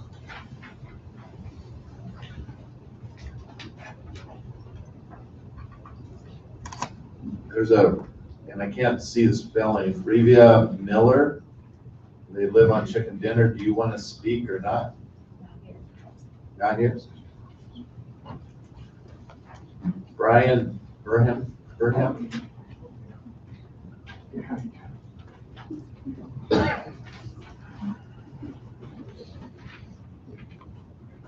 Hello, my name is Brian Burnham. I live at 5818 Whispering Hills Drive in Marsing, Idaho. I'm a retired safety man, so I look at a lot of different things. The reason I'm here today is because everyone I've talked to, everyone I've talked to has been against this. And I had to come up and say something. And what I wanted to talk about today is decibel levels. They say they're only going to run at 85 decibel levels. Today at this meeting, when we started, we were almost to 85 decibel levels. And with OSHA, they say if you got to holler to somebody 3 feet away, that you're at 85 decibel levels. That's just an easy way to go. When you talk about this, you can't control the decibel levels for the simple reason is because if you have fans, 5,000 hollering and screaming, I'll guarantee you the decibel levels are going to be at 130, 120, right? They're going to be way up there. And to me, that's almost like, well, let me give you an example. I was driving down Cleveland Avenue the other day and a car pulled up next to me and the guy had a boom box in the back of his car. And it was just boom, boom, boom, and it was going bam, bam, bam on my head. And it was just like, wow, that guy's gonna lose his hearing. But what you're expecting the neighborhood and the community to accept is the same thing from this venue. Now, don't get me wrong, guys, I love music. I've been to concerts in New York, Texas, California. I've been down your way, down 280 and around that way. I've been all over. But what you have to think about, like I said, is the decibel levels and how high they're going to be and how that's going to affect. And I can talk loud and get really loud, and as soon as I do, you start getting that really uneasy feeling and start getting not feeling good. So that's what you expect the citizen of this community to accept and to think about. All right? That's all I got to say. Thank you.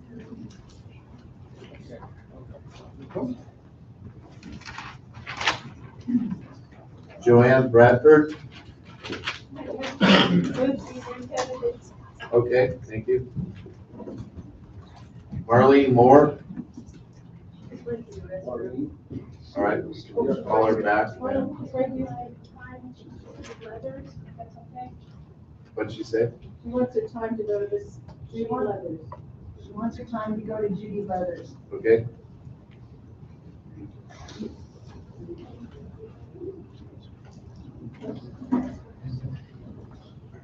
Michael Davenport.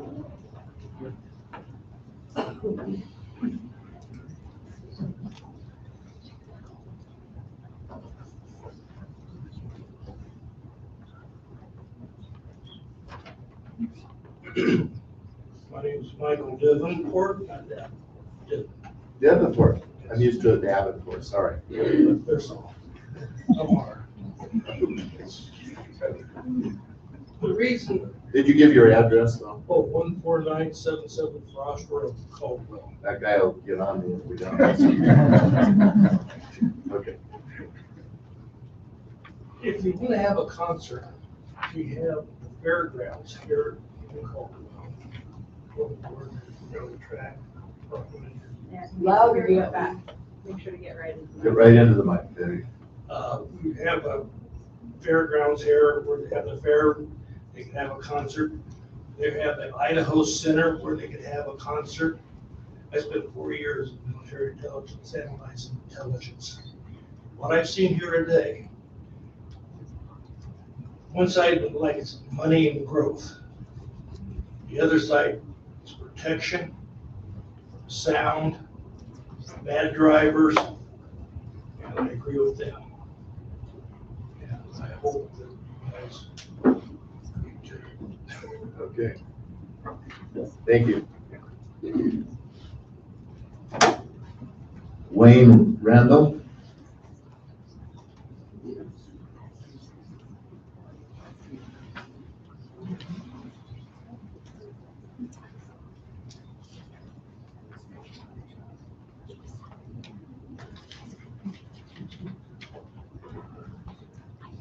name is Wayne Rundle. I'm at 20790 Lowell Road in Caldwell.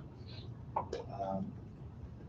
want to thank the commission for the time you're giving us today to provide some comments. Full disclosure, I work with the Sunnyslope Community Coalition with Tara Bailey, who testified earlier, the opposition. It's right that we give thanks to the ranchers and farmers who have been here for years. But we need to call this request what it is. It's a concert venue, not an agritourism destination. The CUP does not meet the goal to support and encourage the agricultural use of agricultural land. This CUP does not protect agricultural activities from land use conflicts or undue interference created by existing or proposed residential, commercial, or industrial development. The CUP makes agriculture an accessory use of the concert venue. Somebody may have spoke to that earlier. The Jeffries Court ruling reasoned in part, if the risks inherent to the use differ greatly from those related to the natural conditions, animals, farm structures, and equipment, it is likely not agritourism. The CUP would take 45 acres of farmland and turn it into a concert venue for 5,000 people, 2,500 cars. The applicant testified they would have to operate in conjunction with the Sims Fruit Ranch for the UPIC orchard and to promote agritourism in the area. The wine tasting facility would not be open unless an event was taking place in the concert venue about 70 times a year. And it's clear that the operators of the concert venue will not be involved in any agricultural aspect of agritourism. With the commercial venture proposed, negatively change the essential character of the area, it does. The first attachment that I provided is essentially that image right there from a higher satellite view. If you saw Marsing in the bottom, you'd see that the land area that's being proposed is nearly half of the downtown area of Marsing. It's a huge, huge chunk. Marsing's got a population of 1,289 people as of the 2020 census. It's going to hold over 4 times the entire population of Marsing in this one facility. And Marsing's the closest town to this facility, right? For additional comparison, the College of Idaho's main campus in Caldwell sits on 50 acres. So if you go up by 21st and you get a good feel for what the size of this complex is. There's a second attachment that's included in my late exhibit. And it's an image from 3/4 of a mile looking at the venue, 3/4 of a mile to the southwest on Lowell Road, if you will. And there's a semi-truck going by with 3 trip trailer. And if you use that for scope, it would take 42 foot of vegetation to block just the land itself. So you're not going to be able to obscure a raised stage with scaffolding for lights, for speakers, and a parking lot for 2,500 cars. As you might be well-intentioned, but you're not going to be able to accomplish it. The assessor's website identifies non-agricultural related commercial acreage nearest the proposed site at 1.97 acres. It's 0.001% of all of the acreage from Sims Road up through Africa. Just 1.001%. It's an amazing number to think about. We'd be adding 46 more acres to it. It's 23.5 times more acreage being put into a commercial use that's non-agricultural than we have today. In Schultz versus Pritz, the court held that the administrative board can deny a special use permit if the proposal would change the characteristics of the area or that its impact would be greater in the proposed area than elsewhere in the county. The court also added that denial of the amendment by the administration board is not capricious if the traffic generated by the special use permit would be greater and potentially more hazardous than its current zoning. Both of those are references in the back of the submitted document. Thank you. Our very muted beeper has gone off. Thank you very much. I can take any questions you might have. Thank you. Rebecca Hartman.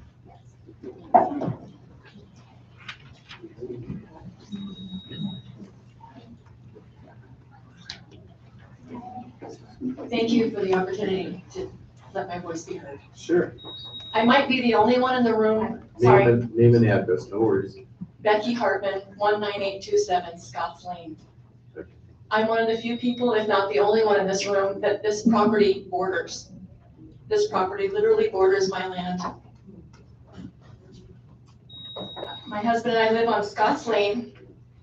My daughter, son-in-law, and 3 teenagers live at the end of the same lane backed up to the canal. We are some of the insignificant impact victims. We moved out here 5.5 years ago. It's peaceful where people come away from the city to get away from the chaos. We live in a darling bungalow with house plans and a future forever home to be built across from our driveway, whose back deck will now be staring at the stage.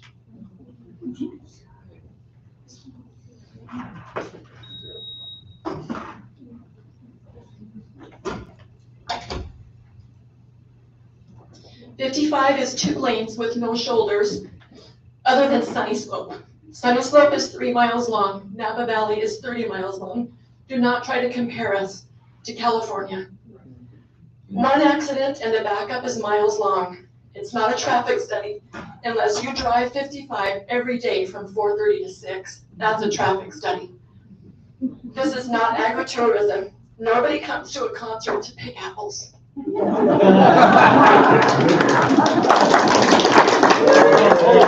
Well, no, we're not doing that.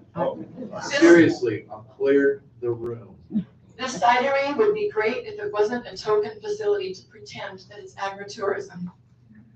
What does this do to the property value where we moved out here to live permanently?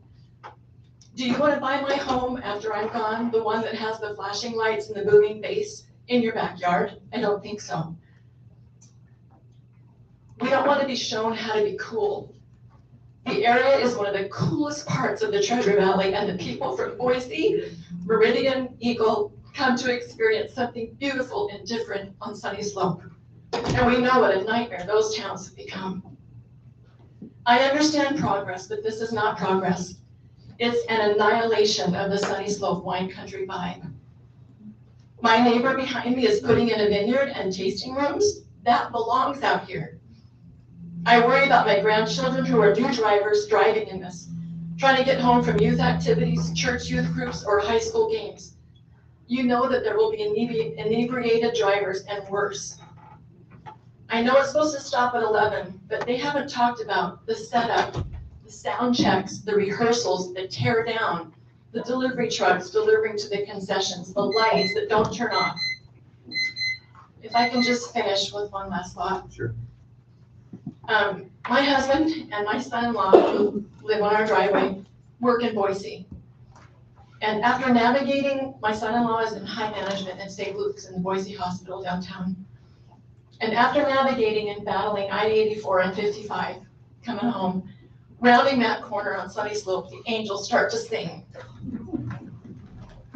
I'm begging you, for the love of all that is holy, please do not drown them out with backed up traffic, noise, lights, and chaos. That's not what Sunnyslope is about. Please preserve one treasure in the Treasure Valley and keep it agricultural and embrace actual agritourism. This is not it. Thank you. Thank you.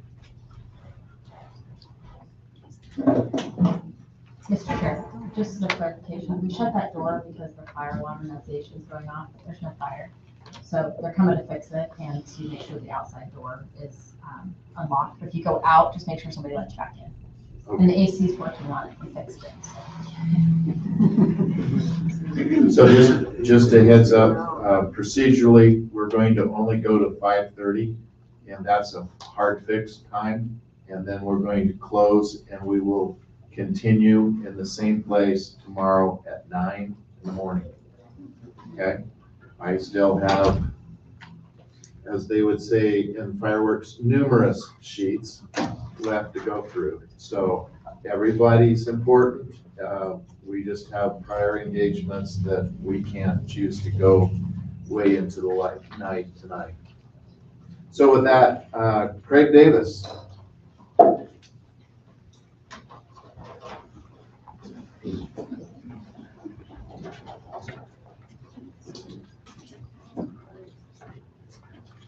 Craig Davis, 14251 Frost Road, Caldwell. I'm about a mile from the proposed conditional use permit. So I have a winery that is new to the area. We established our vineyard in 2015. I had a stack of notes before I came up here, but everybody's been so eloquent in arguing and making good points. I was really going to talk about point 4, the 8 points that are required to be met. And that is, does this change the character of the area in a detrimental way? I don't think that it can be argued that it doesn't change the area. Our winery, when we were approved, we put in a request for a conditional use permit. And I was, Dan Lister here helped me get through that. And it was not easy. It's a lot of work. And I respect the developers for the effort that they have to put into this. And when I went through that, I was actually declined by the Idaho Department of Transportation because 150 cars were going to be turning off of Highway 55 towards the property onto Lake Lowell, going right instead of left to the new proposed spot. I was very grateful when I was approved eventually because I had to show people could turn on 4 different roads. The music venue for I think 300 seats have been declined. So now I'm seeing 5,000 seats, and I'm just baffled that this is on the plate. I am for this cidery. I think a cidery or a U-pick orchard's great. I think a music venue, it doesn't make sense there. It makes sense in other places. I would be for it if it were in Caldwell or in other places. I don't want to revisit all of the points other people made. I want us, though, to be reminded that we need to respect this land. It is a last hold for beautiful agricultural land, and we don't get it back, as was stated before. So thank you for your time. I appreciate your service. Elisha Brooks? She's not here. She's not here. She's welcome to come back tomorrow. No. Okay. Mark Winseldorf?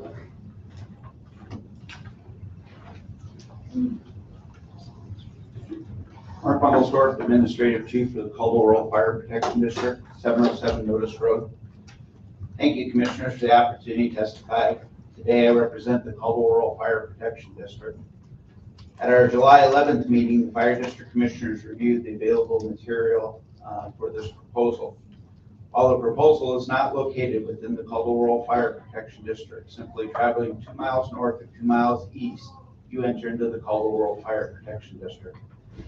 So the impact from the traffic will be great. So the impact from the traffic generated by the events will have an impact on our ability to deliver services in our area.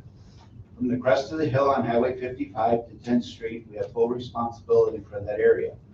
All the folks who talked about us shutting down traffic, yes, we do. Because that area is so fast and so narrow, the only thing we can do is shut down traffic for the safety of our responders. In figure 4.1, the estimated traffic distribution from GR Engineering estimated that 69% of the traffic to 78% of the traffic will use the route or use Highway 55. Using the lower estimates and the average size of the length of the vehicle, et cetera, we're going to 6-mile backup when we get the first red light at Farmway and Highway 55. That's going to delay our responses as we're either heading out the door or trying to go across the street, or Marcy Ambulance is trying to come home, or go not home, but up to one of the hospitals from their area. After review of this information and careful consideration, the Caldwell Fire Protection District Commissioners are opposed to the project at this time. In a May 11th, 2023 ITD email that was provided in the information packet, ITD stated the current plans for Highway 55 to be widened from Middleton Road to Farmway should be completed in early 27. Farmway to Pear expansion is unfunded at this time. The commissioners believe, Fire District Commissioners believe, the additional traffic flow before and after the event will lead to an increase in the number of vehicle crashes on an already busy section of road. We also believe that with the additional traffic and delay in road improvements, It will slow emergency vehicles from responding to 911 responses. Once the road has been updated and able to handle the traffic flow, we believe that reevaluation would be in order for this project or a similar type project. With that, I'll stand for any questions.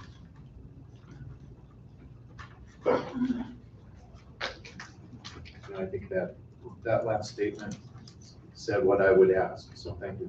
Thank you. Nancy Tierney?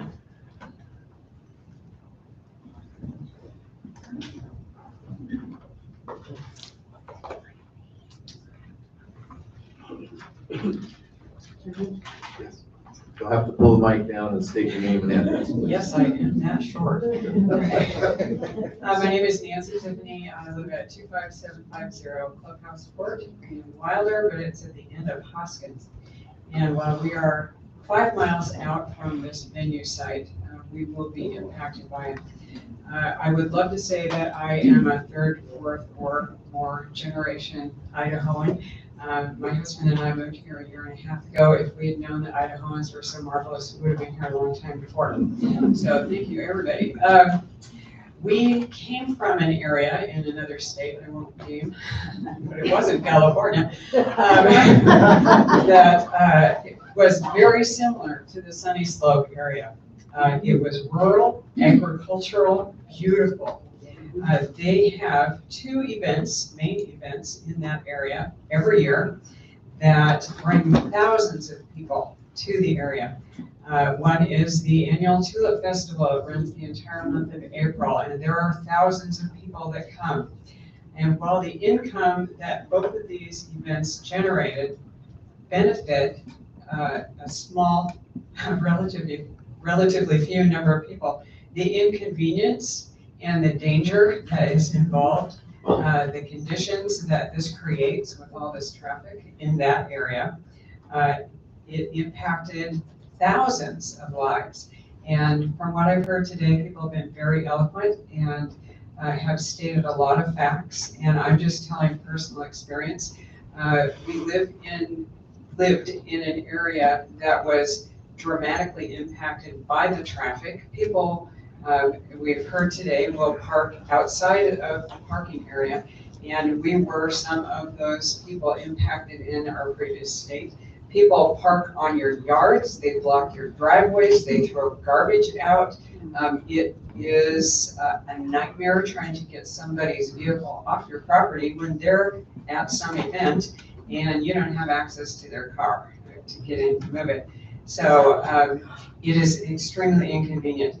But I got onto the Idaho Transportation Department website, and just with a cursory look at what the information that they had available, I saw that the most recent year that they had statistics for crashes was 2019. Canyon County in 2019 had 21 vehicular fatalities just in Canyon County, and 3,826 total vehicular crashes just in 2019. That was a 23% increase over the traffic incidents from 2018.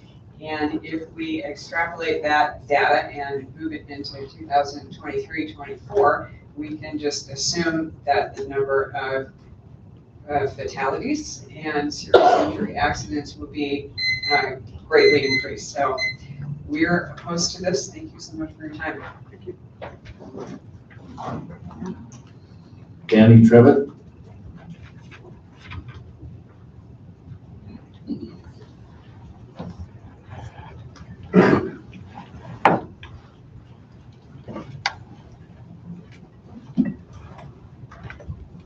Danny Trevette, 19103 Sims Road, Oklahoma. I would like to thank you guys for this opportunity today to speak. What I wanted to bring up was as the officer earlier who just retired from the sheriff's department, or the deputy who retired, that's 5 deputies to respond to a catastrophic event. Is nowhere near what is needed. I mean, if there is an active shooter incident, something like that, 5 sheriffs that are already busy and taxed there's not enough public safety people on the payroll here in Canyon County to respond. And to speak personally about Marcin's response, those guys are a great bunch of guys over there. They do a great job for what they are for being volunteers. My mother lives with us and we had to call 911. Marcin was not able to send people to help, so there was a 15-minute delay there for them to come to our house. And it took 30 minutes for Caldwell to send an ambulance out. So when Marcin was able to finally send people over, it was 45 minutes later. That is not an acceptable amount of time for an event of 5,000 people. I just want you guys to consider those two issues. And one other thing is that on Sims Road, majority of the people that live there are not going to come to these kind of meetings. They're the people that work these fields day in and day out. And they are the ones who will be impacted by the noise because they're up all day long, all night long, helping these people in their fields and us have the food that we get out of the Sunnyslope area. So thank you for your time.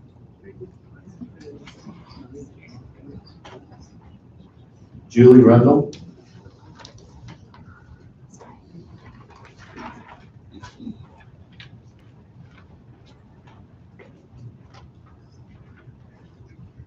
Hi, my name is Julie Rundle. I live at 2079 Old Road. I am in opposition of the proposed conditional use permit for the concert venue. The CPU is requesting an exception to current AG zoning by a newly formed entity headquartered in San Francisco Bay Area that has never turned a spade of soil in Canyon County. What precedent are we setting? I urge the board to uphold the Planning and Zoning Commission's denial of this CPU. Thank you. Any questions?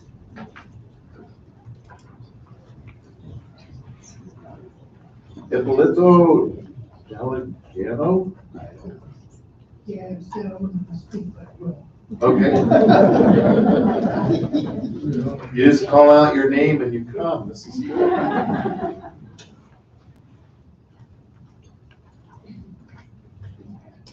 And I want to hear how you pronounce your name. Hippolito. Okay. Hippolito.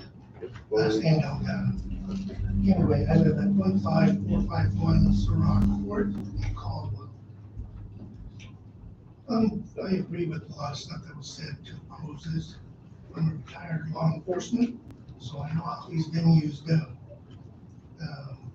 You're gonna have assaults that are gonna go on because of, depending on what you have, it would ban is playing there. And we're an open carry place. So they're gonna have contingency plans for all this, for whether it's stabbings or whatever, or even shootings. You're gonna have a big problem. And only 8 officers. The city that I work for, when we had a major historic catastrophe, we anywhere from 40 to 50 officers to block off streets and take care and get people out of there. It takes a lot of, let's say, people out there to get that out of there. I don't think we have the ability to do that here. So, and that sound, I'm a musician as well. That sound is gonna, those guys crank it up. If it's depending on the band, they're gonna crank it up. It's gonna be loud. And I feel sorry for the people that live immediately, but we'll get them here where I live as well. So thank you again for your time, and that's it. All right.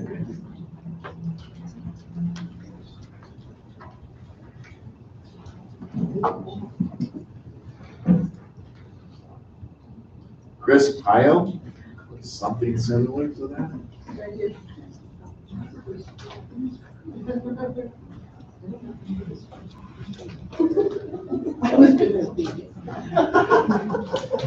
No, it's up here, right here.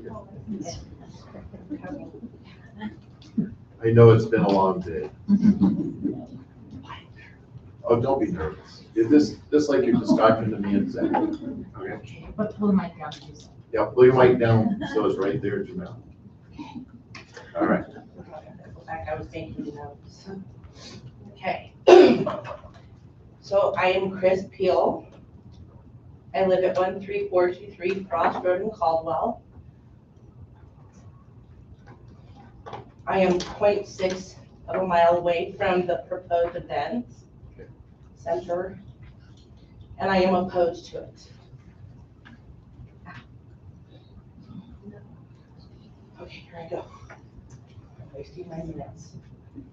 Today we have heard and still hearing from many of our newfound friends and neighbors on all the different aspects with this amphitheater.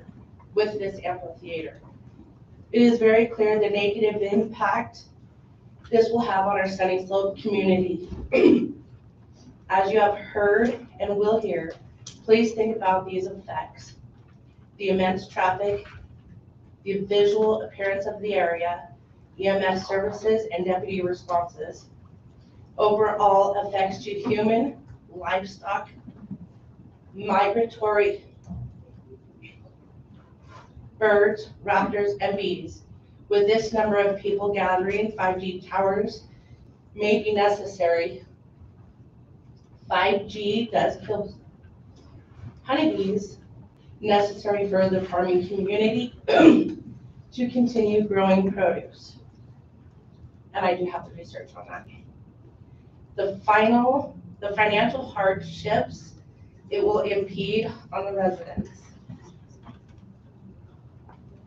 A major concern I have, I am a Canyon County deputy's wife, and I do know the crime has risen drastically.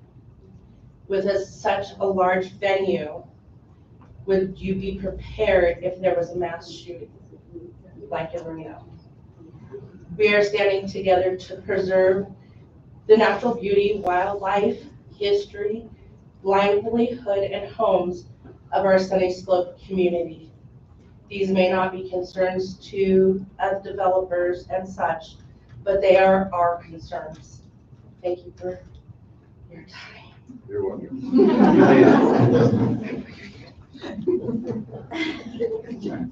You go, girl.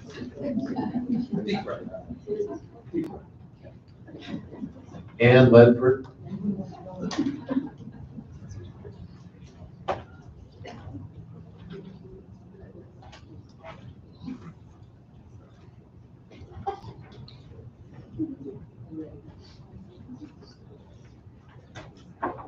State your name and address. My name is Ann Ledford, and I live at 20347 True Road, Caldwell, Idaho 83607. Good afternoon, and thank you, commissioners and staff, for allowing us to voice all of our information and our heartfelt opinions and facts. So in reviewing the 2020 Canyon County Comprehensive Plan, it would lead us, or me, to believe that you want to protect agriculture and its zoning. In reviewing the 2030 Comprehensive Plan, I feel like that even goes further. It's looking further to protecting those assets of Canyon County. I'd like to know how the Sunnyslope Ranch concert venue helps the future of agriculture, agritourism, and Sunnyslope. Property is zoned a certain way for a reason. Agritourism does not include commercial events or commercial entertainment. Agritourism is educating and enjoying agriculture, crops, products, and animals through ranching and farming activities, not commercial ventures for entertainment and amusement.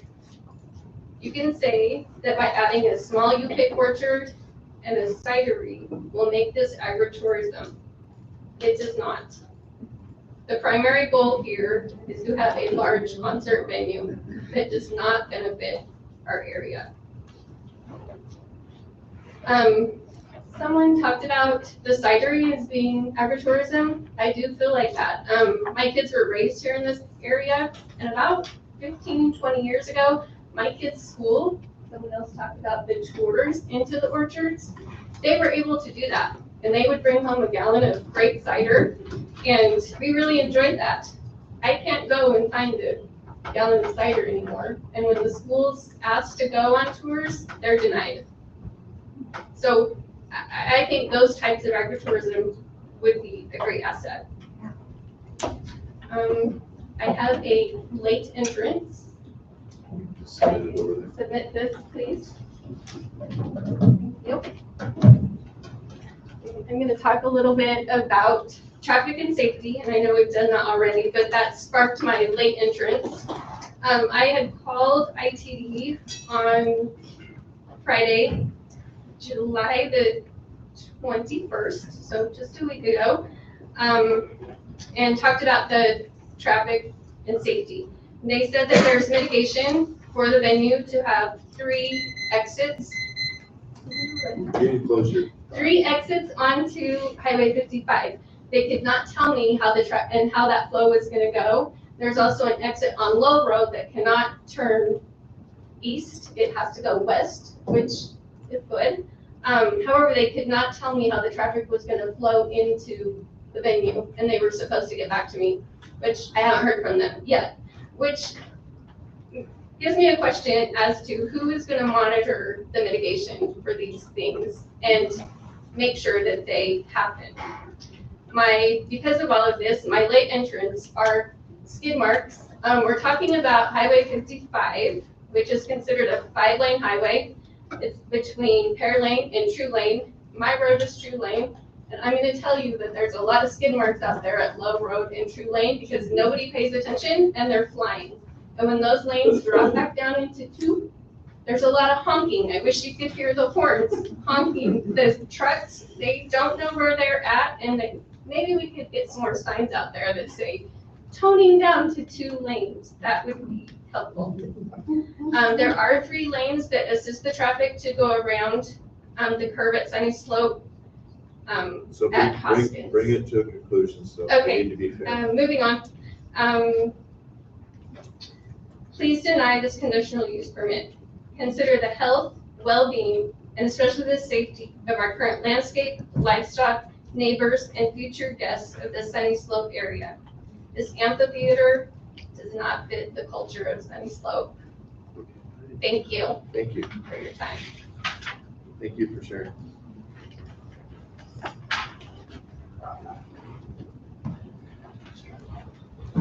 Maureen Rhodes, I can't read the writing. Is she there? Trap, shoot, road? Yeah, I'm talking about somebody here, right? It might be you. You might have already won, right? Marianne Reddick. What is Marianne? Marianne Reddick, Beavis, 7393 Trap Shoot Road. That's the one? That's you. You win. You said road. Most of my points are addressed already, so I'm just gonna kind of give a little history. I'm moving here and then just touch on a couple things that just for some reason haven't been touched on. Okay. I moved here, my husband and I moved here in 2004. We live up 78, just shy 3 miles outside of Marsing. When we bought our home in Marsing, it was described to us as Mayberry of the 21st century. And I gotta agree. I mean, if anybody, you're smiling, so I know you know what Mayberry of the 21st century, Mayberry is all about. I gotta agree, because it is a perfect description of my community and the serene agricultural area that I live in. And my husband and I, when we bought the home, he was retired. I was gonna work a little longer, and I'm now retired. We bought these 5 acres with plan on retiring here in a peace and quiet. We sit on top of a small hill with a panoramic view of multiple mountain ranges. I can see BOCC from there. I can see all the Boise Mountains. I can see Waukee Mountains on the other side. I can see the fires coming in, like that one in 2018 or whatever that was. We have orchards, farmland, Lizard Butte, and the Sunnyslope region. So we have it all, and that's part of the reason why we bought the house, because it's just a house, but it was the views and the peace of the area that sold to us. So I got there. So what I just want to touch on, we cover traffic to the end. But what does come along with traffic is the inevitable increase of trash and litter. it's inevitable. When you're having 5,000 people, 25,000, 2,500 people, they're gonna dump their last beer out the window, their fast food containers, their kids' dirty diapers. It's gonna happen. And then the other thing that hasn't been mentioned that I'm really surprised about is on Sunnyslope is Lizard View itself. No one's mentioned anything about possible graffiti or possible vandalism or somebody drinking and during the wines, then going to the park, going to the rock concert, and then in the evening, hey, I'm gonna climb Lizard View. Yeah. And I'll tell you, when I was 20 years old back in New York, I did something stupid like that. It wasn't Lizard View, it wasn't a historical landmark, but that's when things happen. And it hasn't been addressed, and I hate to see that we're gonna put a fence around Lizard View just to protect it as a historical landmark for protect people from their own stupid actions. That's all I have left to say. Everything else has been pretty much covered, other than I strongly oppose it. All right, thank you. Commissioner Brooks, we have less than 4 minutes. Do you want to just stop here, or do you want one more? One more. All right. Greg Dunlap. You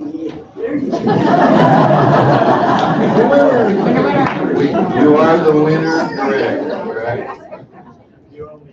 God, I was playing the lottery here. Well, in a way.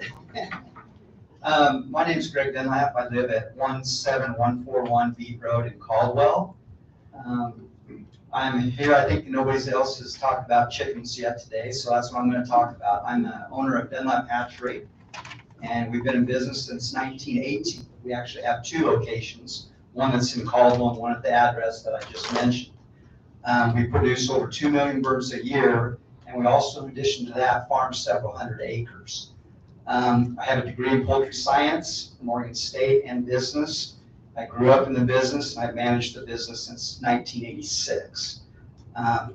What I want to talk about is how noise affects poultry. It has an adverse effect against poultry because what it does, you have two types of actions that happen when you have excessive noise. You have tonic immortality, and basically all that is that the birds, once they're spooked by noise, they will not move, and when they're not moving, they're not eating and producing and laying eggs or growing for meat production. And that's one case, and the other case is where the birds go into frantic. And you can picture a big barn where they get spooked and all the birds go to one corner. What they do is they pile up in one corner and they'll suffocate the birds below it. And I've seen several thousand birds do this. I don't know if there's an attachment that they had for Dunlap Hatchery. They might have had something. I have it for you. Oh. Anyway, I'll keep going while we're doing this. But basically, if anybody wants to see the picture, I've got pictures of it, what can show what I'll present this to you in a minute. Show what happens when birds pile up in a corner. You can lose thousands of birds in just a matter of minutes. And so that's one thing that you have to be concerned with noise and other disturbers. Anyway, so then I wanted to also talk about power. You know, power isn't really a concern, electrical power that is. Power isn't really a concern here in our instance because Idaho Power is going to be able to produce all the power they need for this venue. But the problem is us being in the hatchery business, we need power to run our incubators. And sometimes we'll have 2 million eggs set at a time. And if the power is disrupted, and I'll explain what I mean by that in a minute, but if the power is disrupted, then the incubation process is delayed. And that can cause chicks that aren't high quality. It can delay we'll have to put our labor force on leave until they're ready to hatch. And then moreover, a chick only has 72 hours in which to be shipped through the mail in order to get to its destination. If it doesn't arrive in 72 hours, it will die. And so if you have a power interruption, what happens is that you'll have sporadic hatching. So you'll have birds hatching in all different phases, and it's hard to get them all out at the same time. You know, we can experience $100,000 lost in 1 week. And then briefly, that's time, right? Okay. The one thing I was going to say, and I'll say it really quickly, is it's not that we're going to be interrupted by power we'll lose power by power poles being getting knocked down. 3 years ago, we had 3 power poles knocked down in 6 weeks. And that was a big disruption for our company. And what's going to happen in these venues is everybody tries to get home the fastest way they can. So they're going to go on side streets, and the side streets are a lot narrower than Carter Road, which also needs to be widened. But they're going to go on these side streets, and they're not going to know where they're at. They're going to go down fast, maybe they have one or too many drinks, and they're going to take out those power poles. That's all I got to say. All right, you connected it together. All right, so. Squeeze there, there you go. So, no, we're good. You can submit that. Zach, I'd make a motion that we continue this starting tomorrow morning at 9 o'clock at the same location, same venue, and everybody that's here is welcome. We will put out more sign-up sheets just because it might be somewhat of a different crowd that didn't get to sign them up today. And so otherwise, if you've signed up, we will continue to work off of these sheets. Yes? You can do the day off to come and I can't come tomorrow. Is there a way I can submit what I was gonna say? You can submit it to staff. Mr. Chairman, I'll second the motion. Okay. Motion's been made and seconded to continue this tomorrow starting at 9 o'clock. All those in favor say aye. Aye. Aye. Motion carries. Thank you. We are adjourned.